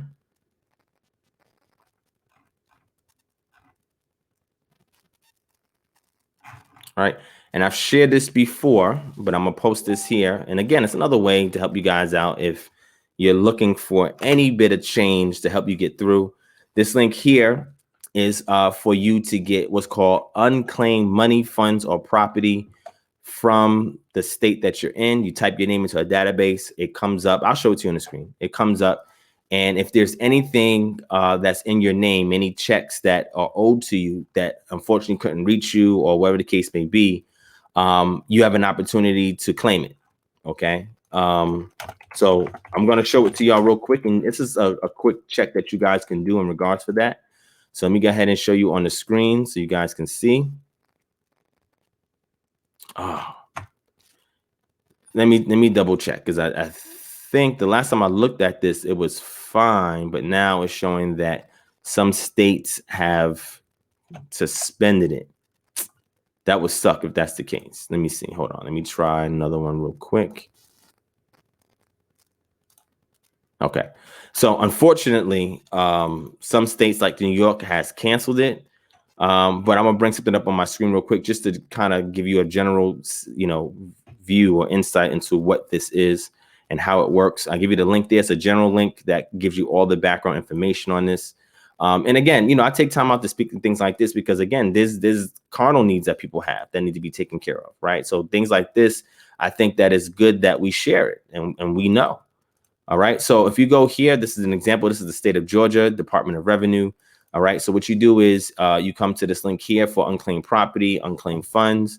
Right. And you type in your last name, you type in your first name, a city. And when you type this information in there, you hit I'm not a robot, you click search properties. And if there's anything that's in your name, that is an escrow, that is in holdings, that was, they tried to find you to send a check, it'll show up there, whether it's property, money, anything that's unclaimed that's in your name, you have an opportunity to get money from there. So from the years that I've done it, that I started this almost 10 years ago, I've been able to reclaim, I think it's like $400 or $500, something like that. Right, of money that was owed to me that I was able to reclaim. But then I suggested it to other people, and some people got thousands of dollars back in checks from Social Security, or a check from an insurance policy, or a check from something that they got back. I know somebody had property that was in their name that they didn't even know, right, in another state, and they looked their name up and it was property in their name. They went and they claimed the property because an ancestor of theirs had died and put their name in the will. You know what I'm saying? They didn't even know about it. You know what I'm saying? So here's an opportunity that you have to look from any state that you've been in or have family in to see if there's something that is unclaimed there, right, for you. And this is something that you guys can get as well. All right. So also for the flatten the curve mask that I showed you guys, there are kid sizes as well in there. And we'll give one last shout out from one other business in our community. And I know my brother S. McGee is in the building, right? So this is part of his family business as well, or his Isha. All right. So I'm going to show you guys this right here on the screen, right? So you can see it. So we're going to talk about, being healthy during this time period when, this coronavirus is out there. You want to go and purchase this organic elderberry syrup. This is from redrosenaturals.com. All right. It's $15, right? You guys can go and purchase it. And I'm going to give you a referral code for that as well. Okay. I'm going to give you a referral code. I'm going to drop it right there in the chat for you guys. And again, I'll put the link in the description after the video in case you guys are interested.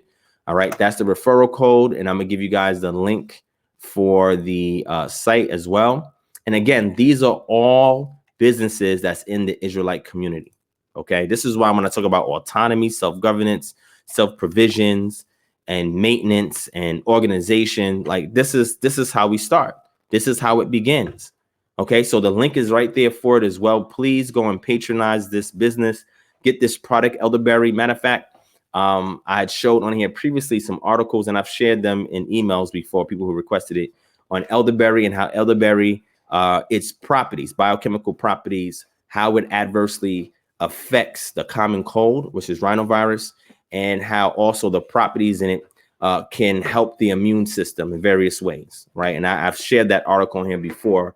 And if anybody's interested in that, just email me and I'll send it to you. I got tons of articles on that. So elderberry is efficient, especially when it comes to the upper respiratory tract. Okay, it's extremely efficient. All right, anytime S McGee, I got you. All right. So with that being said, family, we got 21 minutes. All right, let's open up the dialogue. Let's chat for a little bit. All right.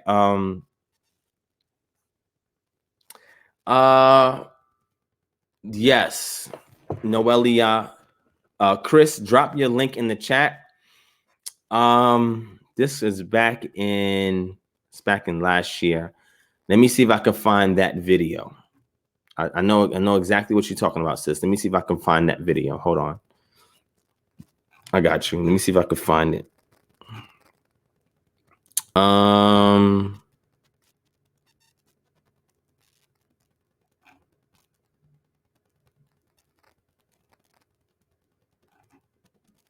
me see if I can find that. Yes, I got it. I think this is it right here. Yeah, this is it. All right. So I'm gonna share that in here for you, sis, since you asked about that. I think the other one, Chris, is on Spiritual Combat on that YouTube channel. So you may want to find the link and drop it there. Yeah. And drop it there so for the sister to get it. All right. Okay, so 20 minutes, family. Let me see. Black Ab, yes. The syrup is always going to have better absorption than a pill or tablet. Okay, so liquid form, I mean, what's better than liquid is gas form, right? This is why I have a diffuser in the back over here, and why you guys should have diffusers as well, because that gets into the bloodstream much faster than liquid or solids. Okay.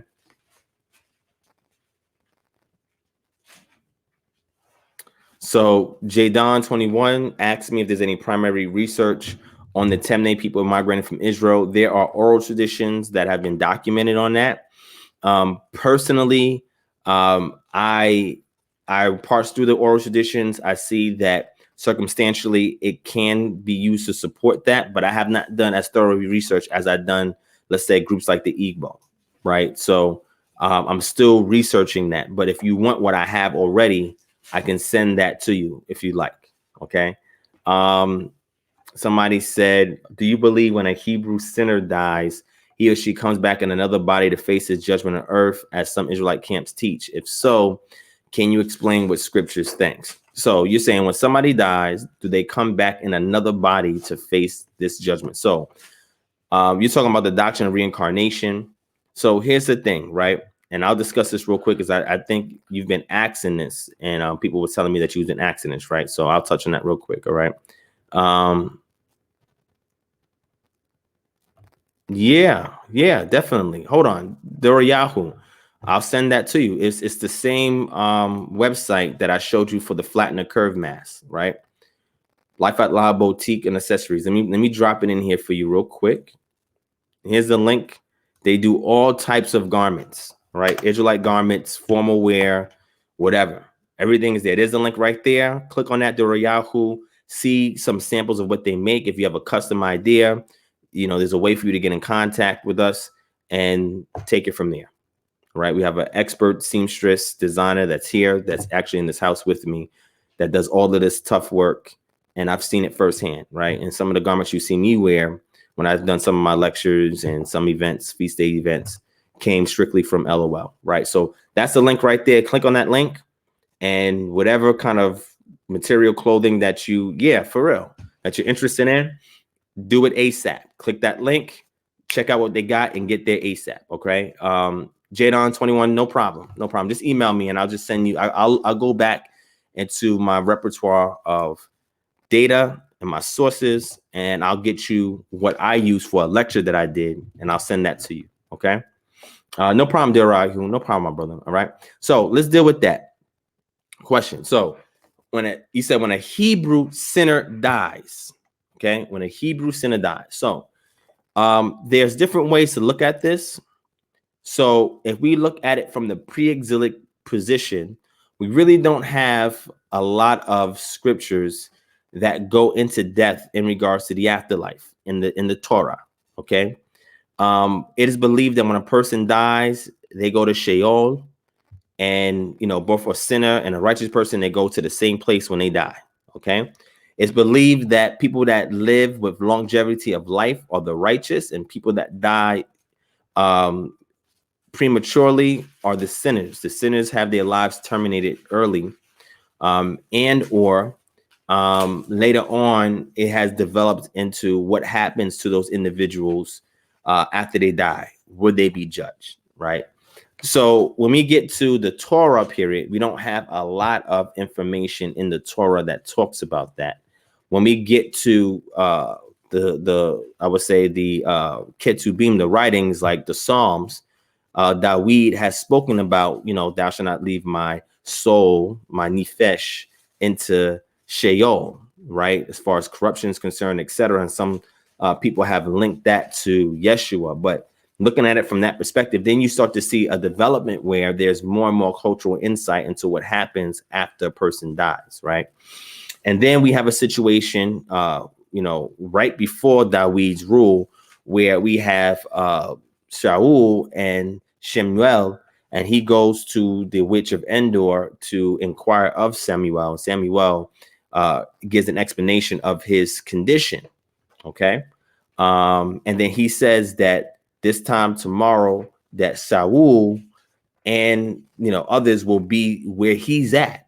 Again, goes back into this idea concept, especially when we go to the book of Ecclesiastics, that when a person dies, then the righteous and the unrighteous go to the same place. But then as time developed, we start to see more insight on what then happens to a person who's an Israelite and is unrighteous, what happens to them. So when we look at the Torah or the mitzvot, the laws within the Chumash, you see that the penalty for breaking Torah is death, is immediate physical death, right? It says nothing about spiritual death and what happens after you die. It's if a person commits this capital offense, this is the capital punishment, whether you're being burned or impaled, you know what I'm saying, or hung up on a tree, or stoned to death, you know what I'm saying, or executed by the sword or whatever, right? So a capital offense, when it's committed, there's capital punishment that's tied to that capital offense, and that person who's an Israelite that committed wrongdoing, they're put to death and they die. So the objective is they are not able to have longevity of life, which is the blessings.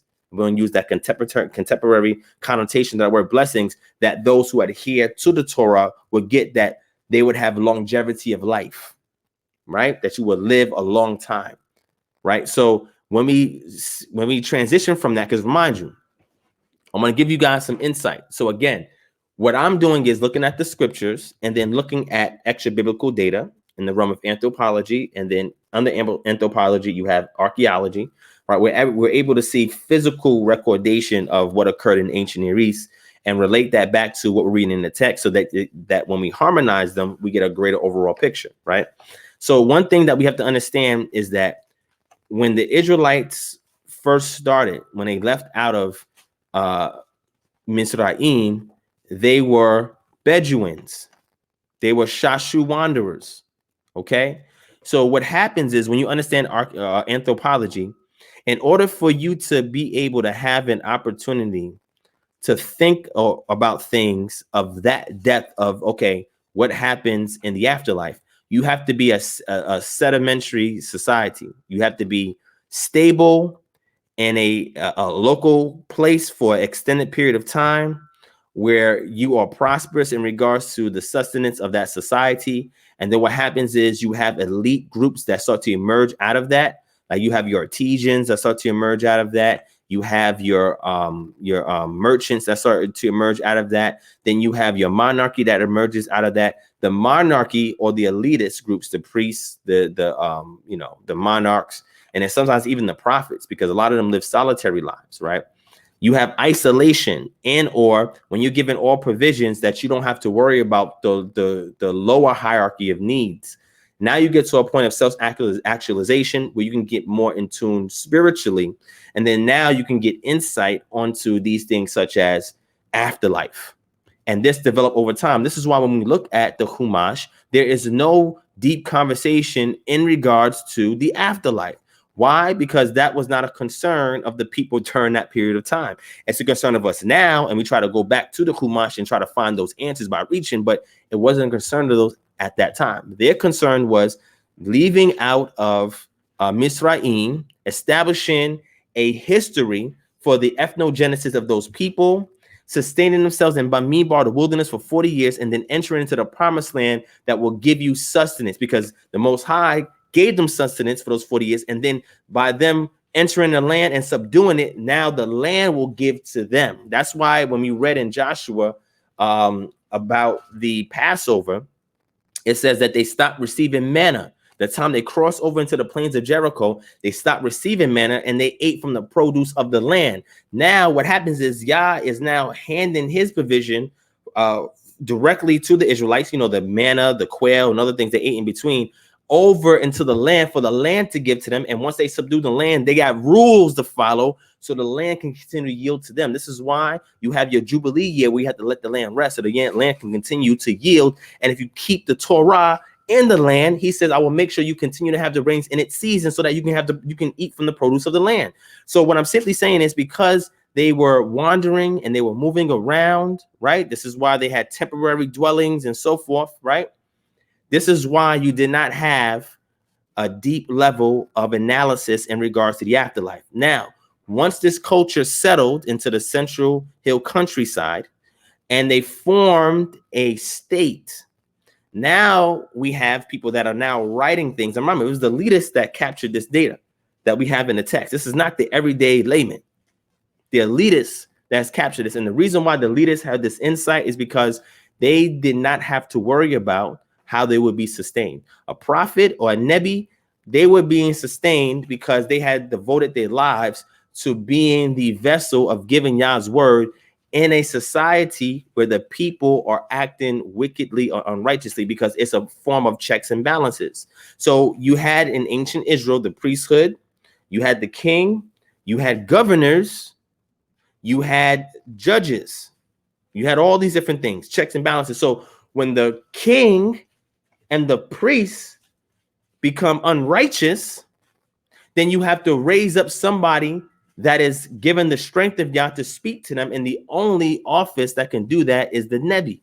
So he had to be one that is isolated from the people, and his sustenance is given by the Most High so he can deliver a message. So now his job is to bring these visions into the forefront of the people to challenge the status quo of unrighteousness that's being performed by the elitists in that society. Okay, this is what your plutarchy is.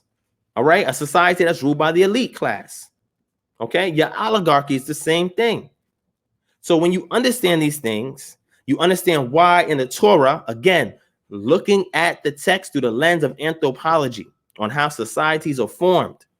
Okay, so you go from your tribes to your chiefdoms, and from your chiefdoms, you go to your kingdoms to empires, etc. You see how these things develop over time. And then once people are stationary for a lengthy period of time, and we see this in the archaeological record, strata, we have different layers. And then over time, you see rudimentary things here like pottery. And then as people are settled over time, it becomes more and more refined, more and more beautiful, better material, better techniques on a pottery wheel that they use and firing and so forth. It goes from rudimentary and it gets all the way to this point where now it's more refined. Right? It becomes a greater work of art, because now, you know, pottery was not just used to demonstrate the art of the society, but it also had a functional use as well. So the Torah is not going to talk about this. But then you have David, who's a king now, who is now talking in the Psalms about the afterlife. So now, because he has all his provisions, he's not wandering, looking, okay, is this pasture going to dry up? And now I got to worry about taking my herd over to another place and migrating. You don't have time to stay stationary to ponder and think on things. So what Yah started to do with this pastoralist group that started with Abraham was to tell him to look at the stars and the sands of the sea, because this is an idea of your offspring. And these are the blessings or provisions that I'm going to baruch you with, right? When the time comes, to give them things to ponder on. Now, remember, Abraham had a large flock, so he didn't really have to worry about provisions. So he could have contemplated things more so than the children of Israel and Moshe. Because mind you, Moshe, 40 years in Egypt, left out 40 years in Midian, And now 40 years taking him through the wilderness. So the 40 years of Egypt got strained out of him in the 40 years that he was in the wilderness under Jethro. So now he's been humbled, right? From telling people that I am A, B, and C in Egypt to who am I when he's called by the I am. So his concern is going up and communing with the Most High about things to establish these people as a nation. So you don't have the settlement situation where you're able to contemplate on these deep things and get these revelations. And it's the same thing with our people today. So many of our people have so much potential, but they have to worry about how they're going to survive tomorrow, how they're going to survive next week. So much so that these basic needs cloud their mind that it's difficult for them to contemplate on things of a deeper nature. And if they do, it's a form of escapism to take them away from what it is that they need to get provisions to sustain themselves. And this is another reason why I believe in giving to others, because sometimes you can give enough to somebody to make it over that hump. So now they can take care of themselves and they can get to the next level of spirituality. A lot of people can't do that because of poverty. Poverty chokes these things out of you. And then sometimes your vision that may be innocent, that may be geared towards changing the world, now has to be a business model of revenue because you have faced so much poverty that this hope or this dream or this vision you have also must sustain you. So it makes it difficult for you to develop high levels of thinking. So this is why when we get to David, he has all these provisions. So now he can contemplate writing these Psalms, these Tehillim, right? And talk about these things. And then now in the Tanakh, we get it at the close with Daniel. Daniel then talks about this because he's getting visions. Right? He's having messengers. These border crosses coming and bringing him messages. So he knows in Daniel chapter 12, we talk about what happens after somebody dies. So we get bits and pieces over time, and it culminates with the book of Daniel. And I'll read that to you very clearly, and I'll leave it at that. Shout out to Jadon for the donation. Thank you so much for that, my brother. All right. So let me read Daniel chapter 12 for you. Okay. Hopefully that'll help answer your question. Again, this you have to look at it again from a cultural perspective through the lens of anthropology. When you read the text, you can't just pick it up and read it with your contemporary understanding of things. It doesn't work that way. With your presuppositions and dogma, it doesn't work that way. You have to eschew all of that and work from the ground up, work inductively from the data that's available, that includes the scriptures and extra biblical data, and work up to get a better perspective so that when you see the deep things in the text, you can sit there and then now you can unveil them and now you can see it for what it is, right? So, and then again, you got to look at circumstances. And in the book Ancient Israel by Lester Grabb, he talks about this, right? So in Daniel chapter 12, the accumulation, right? And then I'm gonna get this one here. I'm gonna get this other one here.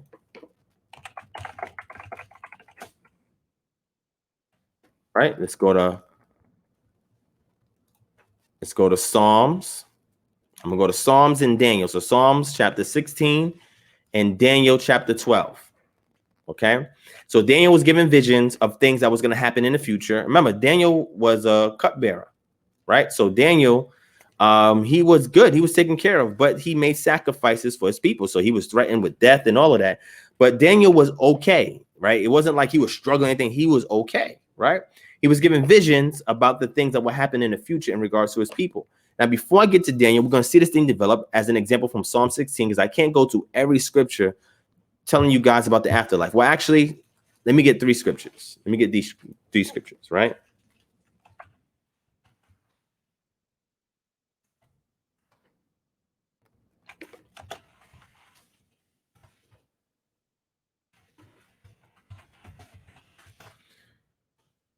All right. Let me get this one here. So when people tell you about this, they're working deductively. When I tell you about this, I'm working inductively. Okay. All right. So Samuel chapter 28. All right. So this is extremely important. I'm going to read here at verse 8. Let me share on the screen so y'all can see. And I'll end off on this. I know there's probably other questions and stuff, but I'm going to try to keep this as short as possible. Hassan, email me, my brother. Yes, Maslow's hierarchy of needs. All right. Shout out to Deborah Newsom. Thank you so much for the donation, my sister. I appreciate that. My brother Jaden as well, and everybody else that donated. Thank you so much. All right, so that's why I said we do things a little bit differently over here. The way we see things is a little bit different. This is why I keep stressing culture. We say, oh, you're going to deal with culture so much. I'm like, look, you can't understand the scriptures without culture, without knowing the culture. You can't understand the scriptures, right? And I told you, if you sign up for our Patreon, www.patreon.com/DivineProspect, you have all these books that will help you in regards to culture. This is what we give you. We give you all that information so you have a lot of the building blocks to really interpret the text, okay?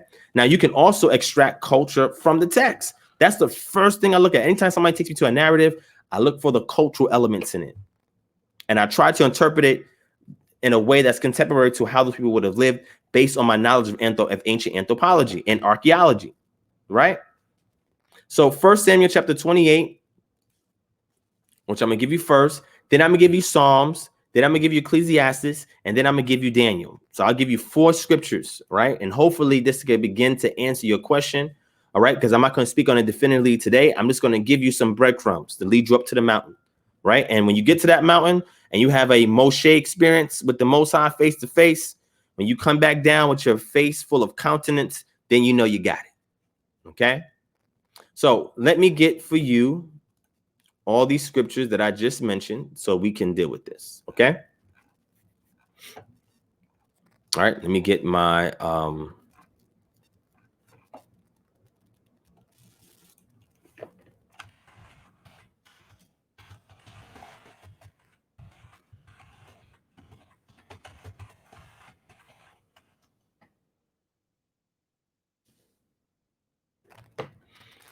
right.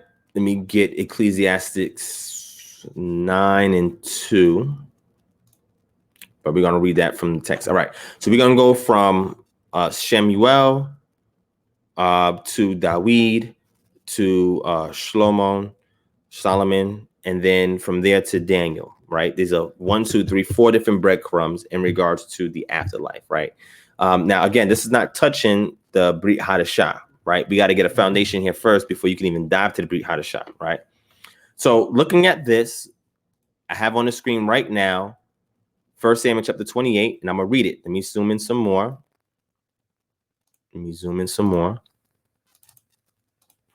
All right, let me know if this is good. Hit 1 if this is good, and let me finish this for y'all. Hit 1 if y'all can see it. Let me know, right? Hit 1 if y'all can see it, okay? Hit 1 if y'all can see it, family.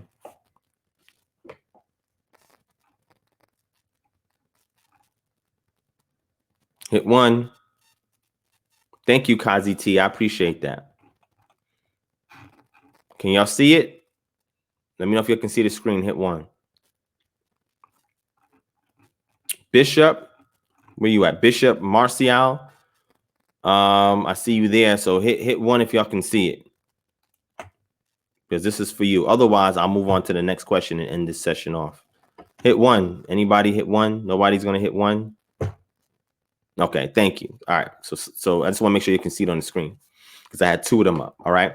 So here it says, now when Samuel died and all Israel had mourned for him and buried him in Ramah, his own city, and Saul had put the mediums and necromancers out of the land, the Philistines assembled and came and encamped at Shunem. And Saul gathered all Israel and they camped at Gilboa. When Saul saw the army of the Philistines, he was afraid and his heart trembled greatly. And when Saul inquired of Yod-Heh-Wapheh did not answer him either by dreams or by the Urim or by the Nebaim. Then Saul said to his servants, seek out for me a woman who is a medium, that I may go to her and inquire of her. And his servant said to him, behold, there is a medium at Endor. Okay. So Saul disguised himself and put on other garments and went, he and 2 men with him, and they came to a woman by night. And he said, divine for me a spirit and bring up for me whomever I shall name to you. The woman said to him, surely you know that what Saul has done, how he has cut off the mediums and the necromancers from the land. Why then are you laying a trap for my life to bring about my death? But Saul swore to her by Yod-Heh-Wapheh, as Yod-Heh-Wapheh lives, no punishment shall come upon you for this thing. Then the woman said, whom shall I bring up for you? He said, bring up Shemuel for me. When the woman saw Shemuel, she cried out with a loud voice, and the woman said to Saul, why have you deceived me? You are Saul. The king said to her, don't be afraid. What do you see? And the woman said to her, I see a Elohim coming up out of the earth. And he said to her, what is his appearance? And she said, an old man is coming up and he is wrapped in a robe. So when she says that she sees an Elohim, does that also mean that when you die, you become part of the Elohim? That's interesting. That's another discussion. I'm not going to go into that right now. I'm just giving you breadcrumbs. And Saul knew that it was Samuel, and he bowed on his face to the ground. Now pay attention to this. Verse 15. And Samuel said to Saul, why have you disturbed me from bringing me up? Saul says, I'm in great distress, for the Philistines are warring against me, and God has turned away from me and answers to me no more by either prophets or dreams. Therefore, I've summoned you to tell me what I should do. Samuel said, why then do you ask me, since Yod-Heh-Wav has turned from you and become your enemy? Yod-Heh-Wav has done to you as he has spoke by me, for Yod-Heh-Wav has torn the kingdom out of your hand and given it to your neighbor Dawid, because you did not obey the voice of Yod-Heh-Wav and did not carry out his fierce wrath against Amalek. Therefore, Yod-Heh-Wav has done this thing to you this day. Moreover, Yod-Heh-Wav will give Israel also with you into the hand of the Philistines. And tomorrow, listen to this, you and your sons shall be with me. Yod-Heh-Wav will give the army of Israel also into the hand of the Philistines. Did you see that? So he says, Saul, because he didn't obey, he's going to die in battle. And as he died in battle, he's going to die unrighteously because he's doing this. And this is a no-no. He's doing this. Okay. So he will be considered unrighteous. So Samuel will be considered righteous. But he says, you and your sons shall be with me. They're all going to die in battle. Y'all going to be with me. So wherever the righteous is, the unrighteous is there. According to 1 Samuel that we're looking at right here. So let's transfer from 1 Samuel chapter 28. And let's then go to Psalm 16. Okay. I think y'all can, oh, y'all can't see that. Let me share that. All right. Here's Psalm 16. A miktam of Dawid. Preserve me, O Yod-Heh-Wav, for in you I take refuge. I say to Yod-Heh-Wav, you are my Lord, or Adonai. I have no good apart from you. As for the saints in the land, they are excellent ones, in whom is all my delight. The sorrows of those who run after another power shall multiply. Their drink offerings of blood I will not pour out or take their names. Yod-Heh-Wav has chosen my portion and my cup. You hold my lot. The lines have fallen for me in pleasant places. Indeed, I have a beautiful inheritance. I will bless Yod-Heh-Wav, who gives me counsel. In the night also he struck my heart, blah, blah, blah, blah. Now let's go to verse 9, right? So we get context. What he's saying. I bless Yod-Heh-Wav, who gives me counsel. In the night also my heart instructs me. I've set my heart, set Yod-Heh-Wav always before me, because he is at my right hand. I shall not be shaken. Therefore, my heart is glad and my whole being rejoices. My flesh also dwells secure. For you will not abandon my soul to Sheol, or let your set apart one see corruption. You got your little footnote here, right? Or see the pit. You have made known to me the path of life. In your presence there is fullness of joy. At your right hand are pleasures forevermore. So we have another piece of data where it says, David says that you will not abandon my soul to Sheol, or let your set apart one see corruption, or see the pit. So now we see another development in regards to the afterlife, that there will be some kind of redemption that takes place for the righteous that end up in Sheol. Okay, because we see wherever Samuel was at, right?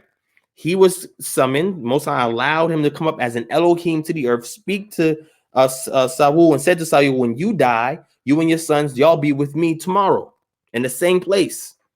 Again, this was the understanding at that time. And so things start to develop further, and they start to inquire more into this afterlife ideology, right? So this is what Dawid says. Now, this same thing, as far as not abandoning his nefesh to Sheol, or let your Holy One see corruption, is very eerily similar to what we see in the book of Job. All right, let me get that for you real quick.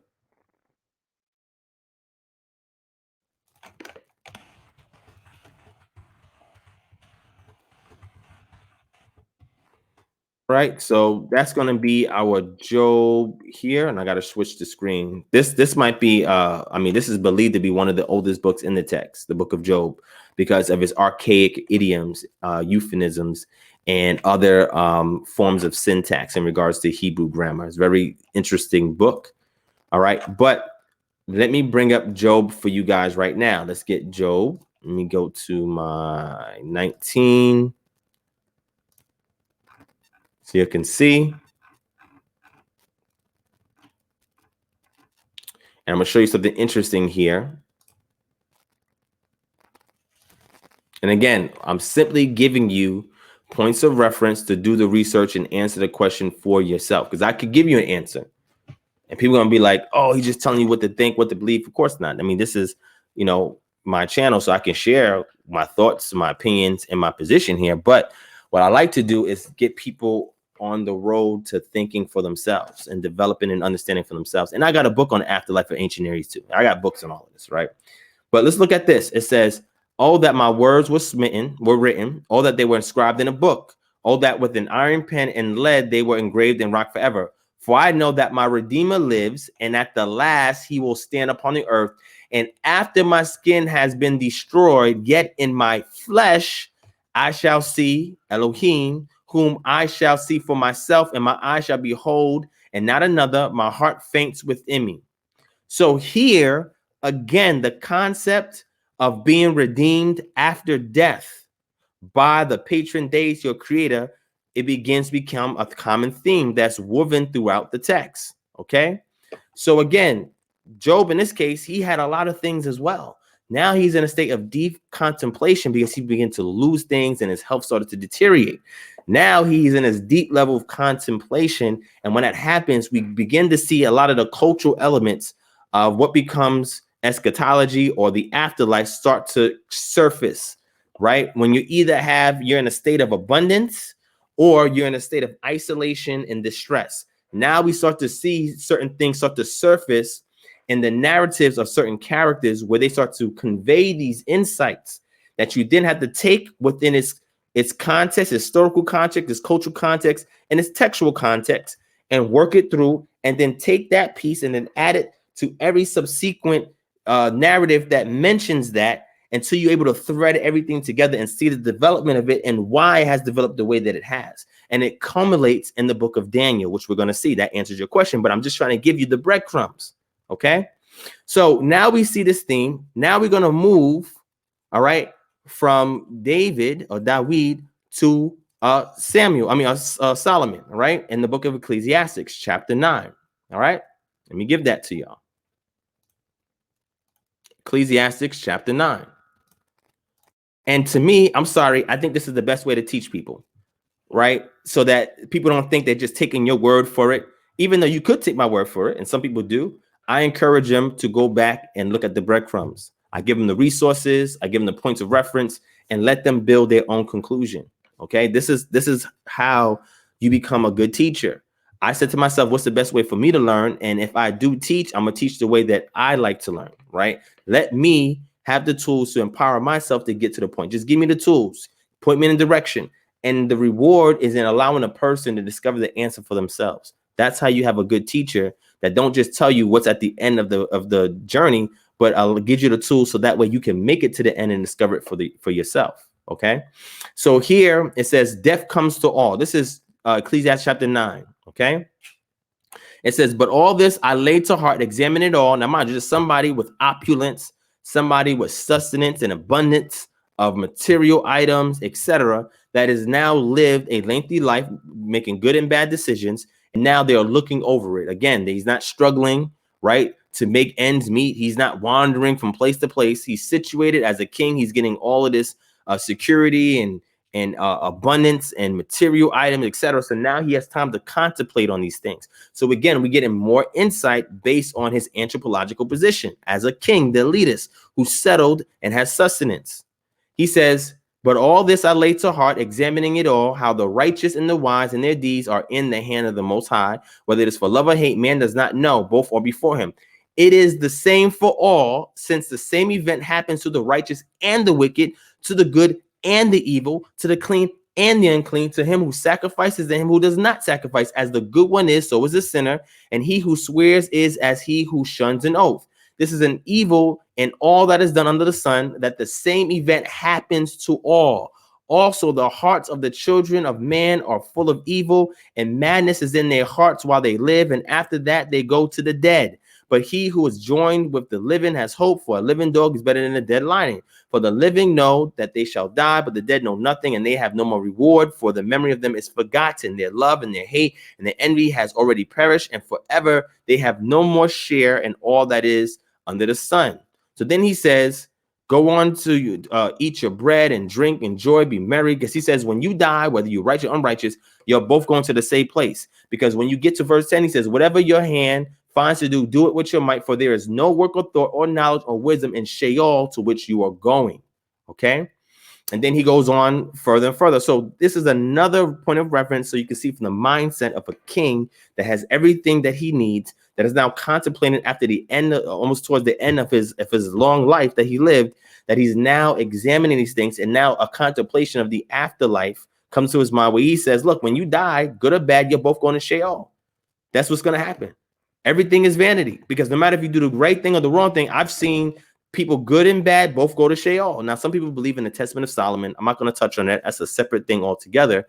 But what I'm simply saying here is again the idea that the righteous and the unrighteous go into Sheol. He did not have the revelation that we would have from Daniel to know what happens. Now, he would have the accumulation of knowledge from David to know that there's some form of redemption for the righteous. But being that he's in a sorrowful state, he's not expressing a shared understanding that his father David would have had on this. He's just giving his particular conveyance of his wisdom, right, on the topic, right? He's contributing to the cultural body of information as it pertains to the afterlife. So now we see a lot of things. When you die, you go into Sheol. The righteous and unrighteous go to the same place. We see that in Samuel, right? David says that the righteous, him being a righteous person, that he will not be, his soul will not be abandoned in Sheol, in the pit, right? This is what he's saying.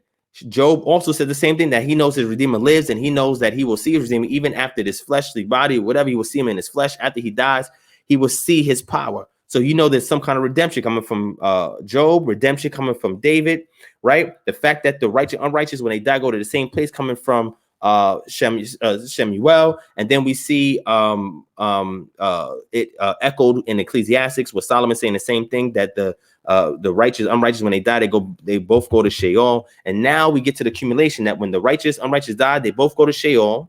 That for the righteous, at least we know there's going to be redemption of your soul. But then now when we get to Daniel, we see that there's another fate that's divvied out to the unrighteous. Okay, and let me get that final scripture for you, and that's going to be Daniel chapter 12.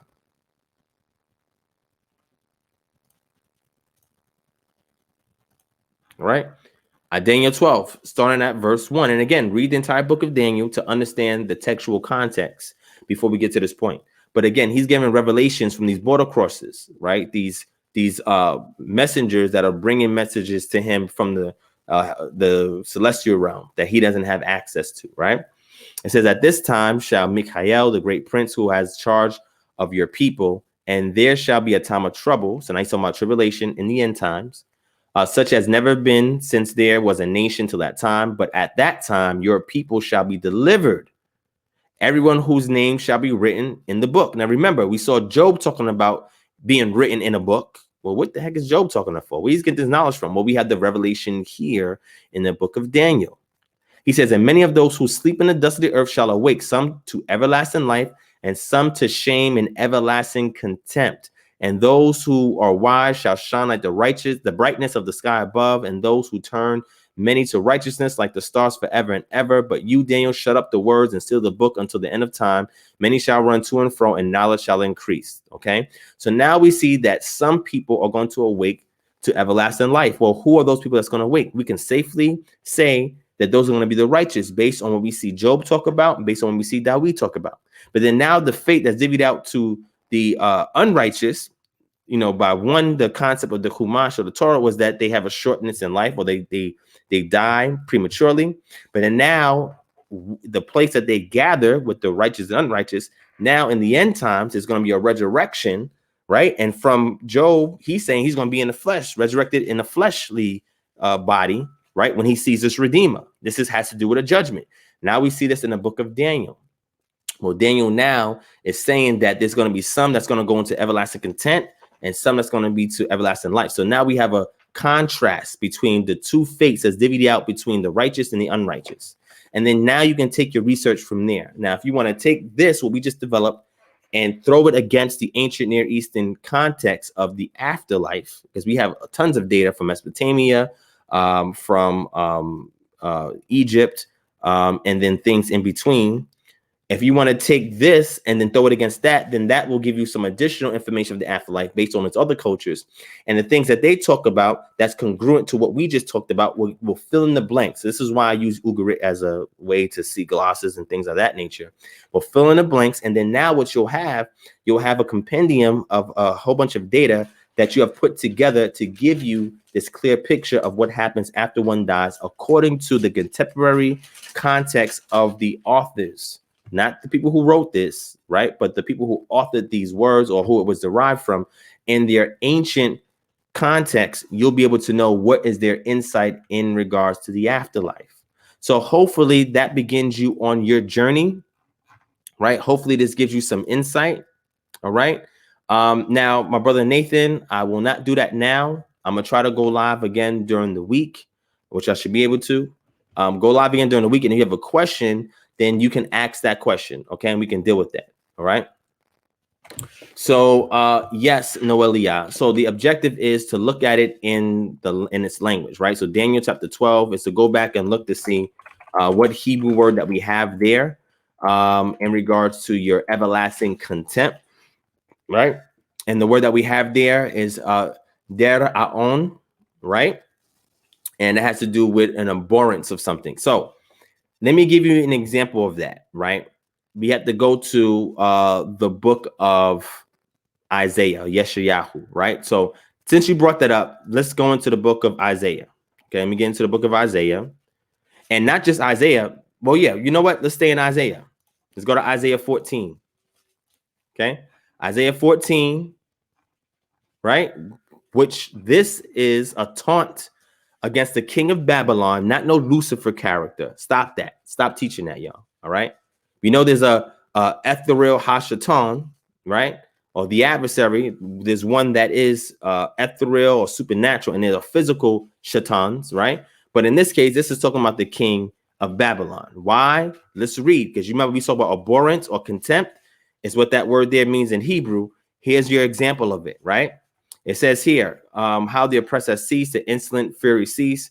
Yod-Heh-Wav has broken the staff of the wicked, the scepter of rulers that struck the peoples in wrath with unceasing blows that ruled the nations in anger with unrelenting persecution. The whole earth is at rest and quiet. They break forth into singing. The cypresses rejoice at you. The cedars of Lebanon saying, since you were laid low, no woodcutter comes up against us. Sheol beneath is stirred up to meet you when you come. It rouses the shades to greet you. All who were leaders in the earth, it raises from their thrones, and all who were kings of nations, and of them will answer and say to you, you too have become weak as we, you too have become like us.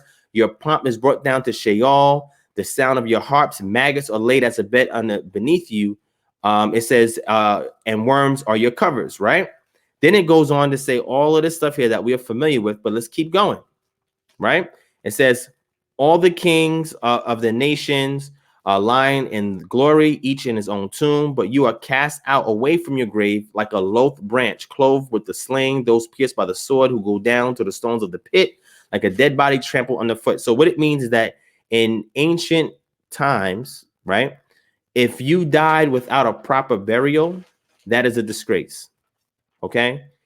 If you died in a place that wasn't the area of your nativity, a request would go to your descendants to say, look, when I die, take my bones and bury it in the land of my forefathers, land of my ancestors. And some people still do that tradition today, right? You have some people, you know, that will want to be buried where their parents were buried at, or where a spouse was buried at, or whatever the case may be. So he's saying that this king is going to die, and his death is going to be like a dead body trampled underfoot, where you're going to be dead in the streets with no proper burial, right? Which is a disgrace. Maggots going to eat at your body because you're not going to be buried, and you're going to be trampled underfoot.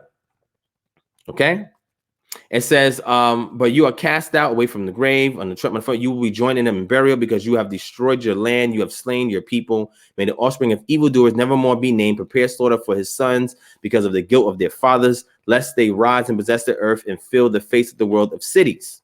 Okay, so again, when we continue to read about what happens, you'll also see as it develops in the book of Isaiah. So if we go to Isaiah, chapter 66. Let me scroll down. Right? It says final judgment and the glory of Yod-Heh-Wav-Heh. Right? Now, what is some of this final judgment? Well, if we look here, it says, for as the new heavens and a new earth that I make shall remain before me, says Yod-Heh-Wav-Heh, so shall your offspring and your name remain.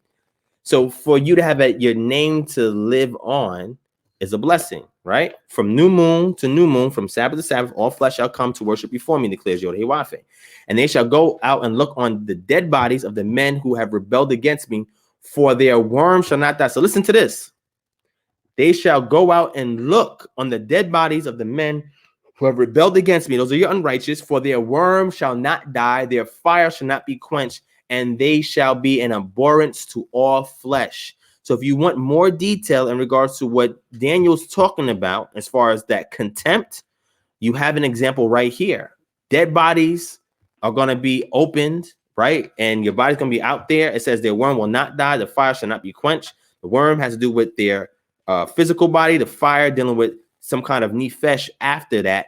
And you will be an abhorrence. Your name will be an abhorrence. Your existence will be an abhorrence. There will be some kind of fire that is going to destroy you, and there's going to be no quenching from that. And this is coming from here in Isaiah. So this can help you to understand a little bit of what Daniel's talking about to the unrighteous. What happens to the unrighteous? Because they're going to be the rebellious ones, Israelites or others, against the Most High.